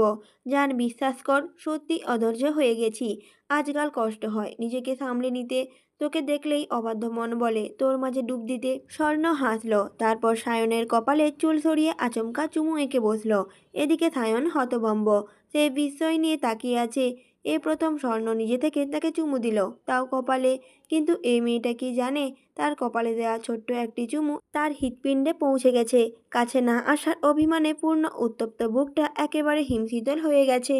আজ চাঁদ রাত, পুরো একটা মাস সিয়াম সাধনার পর আগামীকাল ঈদ উদযাপিত করা হবে সারা দেশে। দেখতে দেখতে চোখের পলকেই যেন কেটে গেল দিনগুলো। প্রতি বছর শারাফাত চৌধুরী সম্পদের হিসাব অনুযায়ী মোটা অঙ্কের অর্থ জাকাত দেন, জামা কাপড় বিতরণ করেন, বস্তির অসহায় মানুষদের সাহায্য করেন, মসজিদে মসজিদে ইফতার করান, মসজিদ তৈরি কিংবা মেরামতের কাজে টাকা দান করেন, এতিম দুস্থ বাচ্চাদের ঈদ রঙিন করতে নানান ব্যবস্থা করে থাকেন। এবছরে বিপদ যেন পিছুই ছাড়ছে না। অনাকাঙ্ক্ষিত বিপদের কারণে এবছরে সেসব কাজ দেরিতে হলেও ভাই এবং দুই ছেলেকে নিয়ে সেটা সম্পূর্ণও করেছেন। ওনার একটা বিশেষ গুণ, উনি দানের কথা কখনোই কাউকে বলেন না। কত দান করলেন, কাকে দিলেন, কেন দিলেন, কিভাবে দিলেন, যা দেন সব নিজের মাঝেই রাখেন। শারাফা, সাওয়ান, শাহাদত, সায়ন, শুদ্ধ, রুবাব, এদের সবার আয়ের কিছু অংশ একত্রে বিরাট অ্যামাউন্ট আসে, তখন দুহাত ভরে দান করা যায়। যদিও ছেলেদেরকে কখনো দিতে বলেননি তিনি, তারাই নিজে থেকেই দিয়ে দেয়। চৌধুরী বাড়ির সেফটির কথা স্মরণে রেখে জামা কাপড় বিতরণের আয়োজন বাড়ির বাইরে করেন। মজার ব্যাপার হলো, ঈদ সম্মুখে এলে বস্তি এলাকার ট্রাক ভর্তি সামগ্রী নিয়ে যাওয়া হয়। ঈদের বাজার ও জামা কাপড় তুলে দেওয়া হয় গরিব মানুষদের মাঝে। দিনভর সেগুলো বিতরণ করা হয়। তারা জানেও না কে দেয়। যারা হাতে তুলে দেয় তাদের জিজ্ঞাসা করলেও জবাব মিলে না, বলে না। জোর করলে বলেন, যারা দেয় তারা দোয়া কুড়াতে দেয়। আপনারা মন থেকে দোয়া করুন, নরম মনে সরল মানুষরা সেটাই করেন। আর প্রতি বছর এভাবে আড়ালে থেকেই সাহায্য করে আসছেন চৌধুরী বাড়ির পুরুষরা, যাদের মাঝে শো অফ করার লেশমাত্র নেই। চাঁদ রাত বিধায় ইফতারে পরপরই হই হুল্লোড় বেঁধেছে চৌধুরী বাড়িতে। ছোটরা কাড়াকাড়ি করে খেয়েছে ইফতারের সব খাবার দাবার। এত খাবার, এত আইটেম, তবুও ভাই বোনদের খাবার কেড়ে খাওয়ার স্বাদ যেন অমৃত। সায়ন শীতলের আলুর চপ কেড়ে খেয়ে নিয়েছে, এটা নিয়ে দুজন ঘ্যান ঘ্যান করে কেবল থেমেছে। তারা থামতেই সাম্য শখের হাতে থাকা খেজুর কেড়ে নিয়ে মুখে পুড়িয়ে দিয়েছে। শখ রাগি চোখে তাকাতেই দুষ্টুটা খিলখিল করে হাসছে।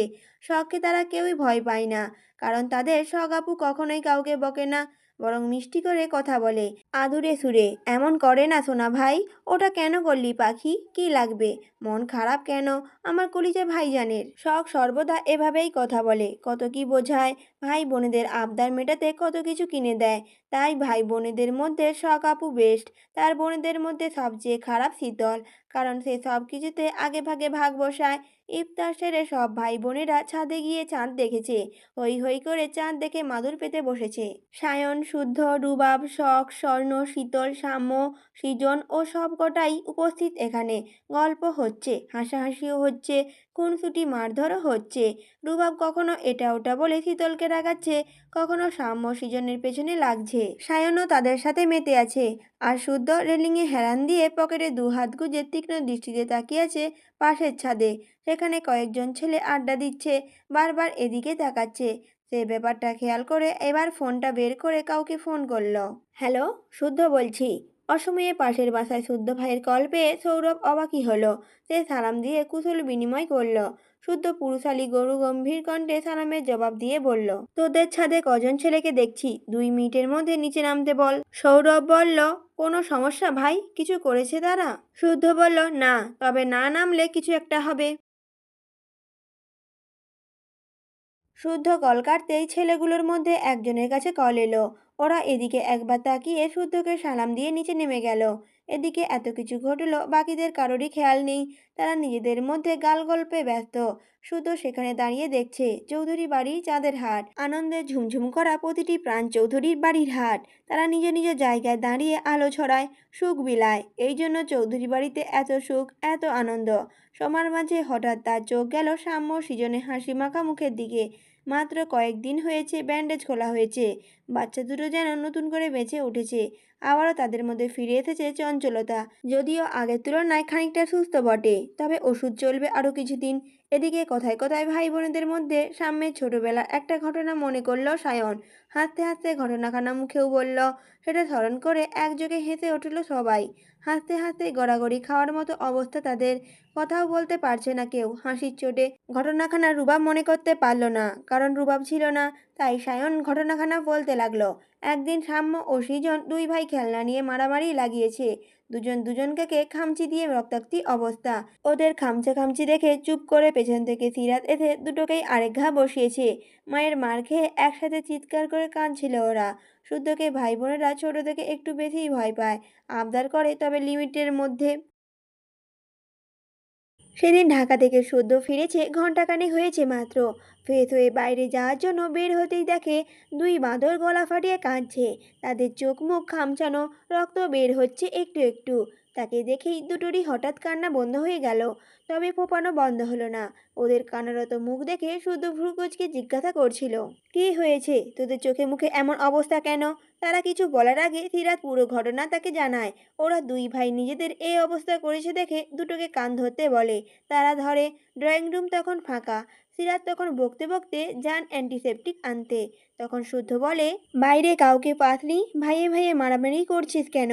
এবার থেকে মারামারি করতে ইচ্ছে করলে বাইরে থেকে কাউকে মেরে আসবি। মারার পর আরও 2 ঘা বসিয়ে শাসিয়ে আসবি, যাতে বাড়িতে বিচার না নিয়ে আসে। বোঝা গেল? তবু আমি যেন না দেখি নিজেরা নিজেরা মারামারি করছিস, মনে থাকবে? দুজনই তখন কান ধরে ঘাড় কাত করে সম্মতি জানালো। তখন শুদ্ধ বলল, আজকের পর থেকে যদি শুনি নিজেরা মারামারি করছিস, দুজনকে উল্টে ঝুলিয়ে মারবো। কিন্তু এখন যখন ভুল করেই ফেলেছিস, তখন পানিশমেন্ট ফরজ হয়ে গেছে। কথা বলে সে সৃজনকে বলল বাবা মায়ের সম্পর্কে কিছু বলতে। সৃজন বলল, আমি আমার বাবা মাকে খুব ভালোবাসি, তারাও আমাকে খুব ভালোবাসে। শুদ্ধ বলল, এক বাক্যে কতবার করলি? স্মার্ট ছেলেরা এভাবে কথা বলে? স্পষ্টভাবে কনফিডেন্টলি আবার বল। এবার যতবার বলবি ততবার মার খাবি। মারের ভয়ে এবার ছাড়াই সৃজন টাস্কটা পূরণ করলো। এবার এলো সাম্যের পালা। শুদ্ধ তাকে বলল নিজের সম্পর্কে বলতে। সাম্য বলতে শুরু করলো, আমি সোহানুর চৌধুরী সাম্য। আমি একজন মানুষ। আমার 2 চোখ, 2 গাল, একটি মুখ, একটি নাক ও একটি সুস্বাস্থ্যবান বাম আছে। বাম আমাদেরকে বসতে সাহায্য করে। প্রাণীদের বাম মানুষের মতো নয়, তাই তারা মানুষের মতো করে বসতে পারে না। আম সাম্যের কথা শুনে শুদ্ধ ফোন থেকে চোখ সরিয়ে বলল, গর্ধব একটা, তোর আছে সেটা গর্ব করে বলতে হবে? সাম্য বলল, তুমি তো বললে নিজের সম্পর্কে বলতে, তাই আমার যা আছে আমি তাই নিয়ে বললাম। এটাই ছিল সেই ঘটনা মনে করে আজ এত হাসাহাসি। তাদের আড্ডার মাঝে সাওয়ান চৌধুরী একটা ছেলেকে নিয়ে ছাদে এলেন। ছেলেটার বয়স 17 কি 18। হাতে ডাবের কাঁদি, অন্য হাতে ধারালো বটি। উনি ছেলেটাকে ইশারা করতেই ছেলেটা ডাব কেটে সব বাচ্চাদের হাতে ধরিয়ে দিলেন। রোজা থেকে ডাবের পানি শরীরে এনার্জি আনে, এই জন্য মোড়ের দিকে গিয়ে ডাব বিক্রি করতে দেখে সবার জন্য এনেছেন। এসব করতে করতে বেজে গেছে রাত 8:30। হঠাৎ শীতল চেঁচিয়ে উঠে স্বর্ণকে বলল, মেহেদি দেবো কখন আপু? আয় হায়, আমার তো মেহেদির কথা মনেই ছিল না। চলো চলো, দ্রুত চলো। কথা বলে শখ আর স্বর্ণকে টানতে টানতে নিচে নিয়ে গেল। ওদেরকে দেখে সাম্য সৃজনও সুর সুর করে চলে গেল। ছাদে ছিল তখন 3 ভাই। ওরা এবার নিচে নেমে এলো। আজমের কল পেয়ে সায়ন গেল পার্টি অফিসে। আজ ফিরবে কি না বলা যাচ্ছে না, তবে স্বর্ণকে ইশারা করে বলে গেছে হাত ভর্তি মেহেন্দি পরতে। বাড়ি ফিরে যেন স্বর্ণের মেহেন্দি রাঙা দুটো হাত দেখতে পায়। স্বর্ণ জবাবে কিছু না বললেও তার চোখ জোড়া হেসে উঠেছে। মাঝে মাঝে সায়ন যখন তাকে শাড়ি পরতে বলে, চোখ জোড়ায় মোটা করে কাজল পরতে বলে, তখন মুখে বিরক্ত হলেও মনে মনে খুশি হয়। এখন যেমন সায়নের কথার জবাব না দিলেও সে খুব খুশি হয়েছে এবং ব্যক্তিগত পুরুষটাকে খুশি করতে মেহেন্দি পরবে, তবে হাত ভর্তি করে নয়, খুব সাধারণভাবে। তবুও সায়ন এসে মুগ্ধ চোখে হাত নেড়ে চেড়ে দেখবে, চুমু খাবে। মানুষটা বরাবর বড্ড পাগল, বাইরে যেমনই হোক না কেন তাকে খুব যত্ন করে ভালোবাসে। এদিকে বাড়ির গিন্নি কাল সকালে কি কি রান্না করবে সেসব আলোচনা করছে। আজ রাতেই কিছু কাজ এগিয়ে রাখছেন হাতে হাতে।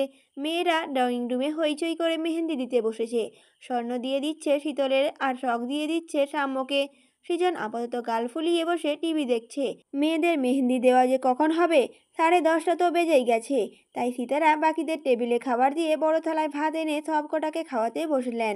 আর একটু রাত বাড়লেই না খাওয়ার বাহানা জুড়ে বসবে বাচ্চাগুলো। খাওয়ার ইচ্ছে না থাকলেও সীতারা জোড়াজুড়িতে শুদ্ধ আর রুবাব অল্প করে খেলো। তারপর হাঁটাহাঁটি কথা বলে বাগান পেরিয়ে বাইরে গেল। হাঁটতে হাঁটতে মোড় পার করে কিছু দূর গিয়ে যেতেই রুবাব একটা দোকান থেকে সিগারেট আর লাইটার কিনে আনলো। একটা তার ঠোঁটে গুজে আর একটা শুদ্ধর দিকে এগিয়ে দিল। শুদ্ধ সেটা নিয়ে সিগারেটের ধোঁয়া উড়িয়ে বলল, ঝগড়া করেছিস? একথা শুনে রুবাব এক পলক তাকিয়ে পরপর দুটো টান মেরে জবাব দিল। রুবাব বলল, হয়েছে। শুদ্ধ বলল, ঐশ্বর্যকে আনমনা হয়ে কাজ করতে দেখলাম। আজ কিছু কাজে ভুল করেছে, বকাও খেয়েছে। হাতে ব্যান্ডেজ দেখলাম। রুবাব বলল, কি হয়েছে হাতে? শুদ্ধ বলল, রান্না করতে গিয়ে নাকি হাত পুড়িয়েছে। রুবাব বলল, একটা গালি দেই? দেই গালি? দেশে ফেরার পর থেকে একবারও দেখা করেনি। বিয়ের কথা বললেই ওর নাকি চাঁদি গরম হয়ে যায়। শালা শ্বশুরটা মরেও না, আমার পথ ক্লিয়ার হয় না। শুদ্ধ বলল, তোরা না মানলে মরবে কেন? রুবাব বলল, সেটাই, ওরা বাপ মেয়ে পয়দা হয়েছে আমার জীবন জ্বালানোর জন্য, নয়তো এমন খাপে খাপ হারামজাদা বাপের হারামজাদি কন্যা হয় কি করে? ইয়ে শুদ্ধ ভাই রে, শোন না, হাত কি বেশি পুড়েছে? ঐশ্বর্যের হাত পোড়ার কথা শুনে রুবাবের উতলা ভাব দেখে শুধু মুচকি হাসল শুদ্ধ। এ পাগল দুটো, দুজন দুজনকে এত ভালোবাসে, অথচ ভাবখানা এমন করে যে কেউ কাউকে চেনেই না, কখনো কথাই হয়নি। কারণ বাংলা সিনেমার মতো তাদের এক হওয়ার মাঝে দাঁড়িয়ে আছে ঐশ্বর্যের বাবা রাশিয়ান সায়েন্টিস্ট মিথাইল ইগোর, ঐশ্বর্যের মা রেজিনা মাহতিমের দ্বিতীয় স্বামী। মায়ের ভুল মানুষকে সঙ্গী করার মাসুল দিচ্ছে ঐশ্বর্য। ওই বেচারি পড়ে গেছে অথই সাগরে। রেজিনা যদি ইগোরের প্রেমের জালে গা না ভাসাতেন তাহলে ঐশ্বর্যও স্বাভাবিক লাইফে লিড করতে পারত, কিন্তু সেটা হয়নি। কারণ ঐশ্বর্যের সৎ বাবা মিথাইল ইগোর ঐশ্বর্যকে সবসময় হাতের পুতুলের মতো নাচিয়ে যাচ্ছে। উনি সায়েন্টিস্ট হয়েও ওনার আবিষ্কার ভুল পথে ব্যবহার করেন। এমনকি ঐশ্বর্যকে শুদ্ধর সঙ্গে কাজ করতে পাঠানো ছিল মিথাইলের একটি বড় প্ল্যানের অংশ, যেটা ঐশ্বর্য আগেই শুদ্ধকে জানিয়ে দিয়ে তার সাথে দেশে ফিরে এসেছে। ইগোরের থেকে পালিয়ে বাঁচতে শুদ্ধর গোপন ল্যাবে লুকিয়ে রয়েছে। সেখানেই রাত দিন এক করে রিসার্চের কাজ চালিয়ে যাচ্ছে মেয়েটা। খুব তাড়াতাড়ি তাদের একটি আবিষ্কার উন্মোচন করা হবে বিশ্ববাসীর কাছে। সেটা নিয়ে জোর কদমে কাজ চলছে। সে নিজেও কাজের মধ্যে পড়ে থাকতো ল্যাবে, কিন্তু ইগোরের লোক আর ইয়াসির আঠার মতো পেছনে পড়ে আছে, অল টাইম তার দিকে নজর রাখছে। নজর ফাঁকি দিয়ে ওই ল্যাবে যাওয়াটা রিস্কি হয়ে যাবে বলে যাচ্ছে না, এমন ভাব করে চলছে। ঐশ্বর্যের কোনো খোঁজই সে জানে না, অথচ শুদ্ধের সাথে তার প্রতিনিয়ত কাজ নিয়ে কথা হয়। মেয়েটা সত্যিই মারাত্মক লেভেলের ট্যালেন্ট। তার কাজের ধরন, ভাবনা অবিশ্বাস্য রকমের সুন্দর। আর রুবাব কিভাবে যেন তারই প্রেমে পিছলে গিয়েছে। প্রায় কয়েকদিন ঐশ্বর্যের পেছনে লেগে থেকে তাদের সম্পর্কটা এক জায়গায় স্থির হয়েছে। এটা জানার পর থেকে ইগোরের অত্যাচার আরও বেড়ে গেছে। সে এখন পাগলের মতো ঐশ্বর্যকে খুঁজে বেড়াচ্ছে। হাতের কাছে পেলে হয়তো ঐশ্বর্যকে শ্বাস নেওয়ার সময়টুকুও দেবে না। হাত পোড়ার কথা শুনে রুবাব পকেট থেকে ফোন বের করে কল দিল ঐশ্বর্যকে। ঘাড়তারা মেয়েটা কল রিসিভ করছে না। মানে হয় এসবের। কয়েকবার চেষ্টা করেও কাজ হলো না দেখে চোখ মুখ কুঁচকে থমথমে মুখে অন্যদিকে তাকিয়ে রইল। রাগে মুখ থমথম করছে। তখন শুদ্ধ বলল, তোর শ্বশুরকে খেলিয়ে আনতে হবে দেশে। গেমটা উনি শুরু করলেও সমাপ্তি টানার দায়িত্ব আমার। স্যার মানুষ বলে কথা, এক্সট্রা সম্মান না দিলে চলে? রুবাব বলল, বালে শ্বশুর আমার, সারা আমার জীবনটাকে তেজপাতা বানিয়ে দিল। ওইটাকে যত তাড়াতাড়ি সম্ভব যা করার করে আমার বউটাকে আমার করে দে, নয়তো আমি মামাকে বলে দেব তুই শীতলের মন নিয়ে ছু কিতকিত খেলতে শুরু করেছিস। একথা বলে রুবাব একটু থামলো, তারপর পুনরায় বলল, মাঝে মাঝে ঐশ্বর্যের ছেলে মানুষই আমার সহ্য হয় না। ও নিজেও জানে ওর হারামজাদা বাপ কখনো আমাকে মেনে নেবে না। নিলে আরও 2 বছর আগেই নিত। ওকে ভালোবাসি, সংসারটা আমি ওর সাথেই করব বলে এতদিন ধরে অপেক্ষা করছি। শুধু তার জেদের কারণে মা আমার সাথে কথা বলে না। আমি এখানে আছি বলে সেদিন এলো ঠিকই, কিন্তু থাকলো না। ঐশ্বর্যও জেদ ধরে আছে, বিয়ে করলে নাকি ওর বাবা আমাকে মেরে দেবে। আমার ভালোর জন্য আমাকে বিয়েটা করবে না, মানে বাবার হাতে মরতে দেবে না, অথচ আমাকে দহনে পুড়িয়ে আধমরা করে রাখবে। এই নাকি আবার ভালোবাসা। এদিকে সম্বন্ধীর বলা ইগোর তোর ফর্মুলা না পেয়ে পাগলা কুকুর হওয়ার অবস্থা। না, সব কিছুতেই প্যাচের উপর প্যাচ, মানে দিনকে দিন আমার জীবনটা প্যাচ লাগানো ইয়ারফোন হয়ে গেছে। বাল।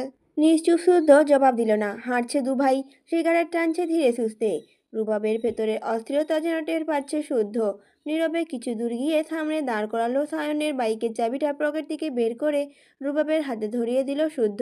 রুবাব চাবি হাতে নিয়ে কিছু বলার আগেই শুদ্ধ বলল, এতদিন ঐশ্বর্য শুধু আমার দায়িত্ব ছিল। যতটুকু পেরেছি বড় ভাইয়ের মতো সব সময় সেভ করেছি। কিছুক্ষণের জন্য তোর দায়িত্বে ছাড়লাম, কাজেই সাবধান। রুবাব বলল, মানে? শুদ্ধ বলল, এখানে একটু দাঁড়া, জবাব পেয়ে যাবি। একথা বলে রাস্তার অপর পাশে দাঁড় করানো কামরানে গাড়িতে উঠে বসলো সে। চোখের পলকে সাঁ করে চলে গেল গাড়িটা। রুবাব বিরক্ত মুখে বাইকের ওপর বসতেই উপলব্ধি করলো কেউ তার সামনে দাঁড়িয়ে আছে। চোখ তুলে তাকিয়ে ঐশ্বর্যকে দেখে পলকই ফেলল না। তারপর ঝট করে ঐশ্বর্যের হাত ধরে নাড়িয়ে ঘুরিয়ে দেখে বলল, শুদ্ধ বলল যে তোমার হাত পুড়ে গিয়েছে, কোথায় দেখি? ঐশ্বর্য বলল, আমার কই না তো, বরং ভাইয়া তো বলল তুমি নাকি হাত পুড়িয়েছ। এই জন্য তো রিস্ক নিয়ে বের হলাম। এবার দুজনের বুঝতে বাকি নেই এটা শুদ্ধের চালাকি। আসলে দুজনে দুজনকে কাছে পাওয়ার জন্য উতলা, অথচ পারিপার্শ্বিক অবস্থা কথা বিবেচনা করে দূরে সরে আছে। তবে দুজন দুজনকে সেফ দেখে স্বস্তির নিঃশ্বাস নিল। কিন্তু রুবাব মনে হয় ঐশ্বর্যকে স্বস্তি দিতে চায় না। সেই জন্য এক ঝটকায় সে ঐশ্বর্যকে নিজের আরও কাছে টেনে ঠোঁটজোড়া দখল করে নিল। শুষে নিতে থাকলো প্রেয়সীর ঠোঁটজোড়া। ঐশ্বর্য রুবাবের বুকে ধাক্কা দিলে রুবাব একটা কামড় বসিয়ে দিল। যেন বাধা দেওয়ায় বিরক্ত সে। কিছুক্ষণ এভাবে থেকে রুবাব সরে গেল। ঐশ্বর্য ঠোঁট মুছতে মুছতে অন্যদিকে তাকিয়ে হাঁপাচ্ছে, অথচ খুব ভালো করে বুঝতে পারছে রুবাবের চঞ্চল দৃষ্টি তার দিকে নিবদ্ধ। বরাবরের মতোই ঐশ্বর্যের পরিপাটি লুক, পরনে কালো জিন্স আর সাদা লেডিস শার্ট, চুল পনিটেল করে বাঁধা, হাতে স্মার্ট ওয়াচ, কানে ছোট ছোট দুটো টপ, ঠোঁটের চ্যাপস্টিক আর ভাসা কাজলহীন চোখ।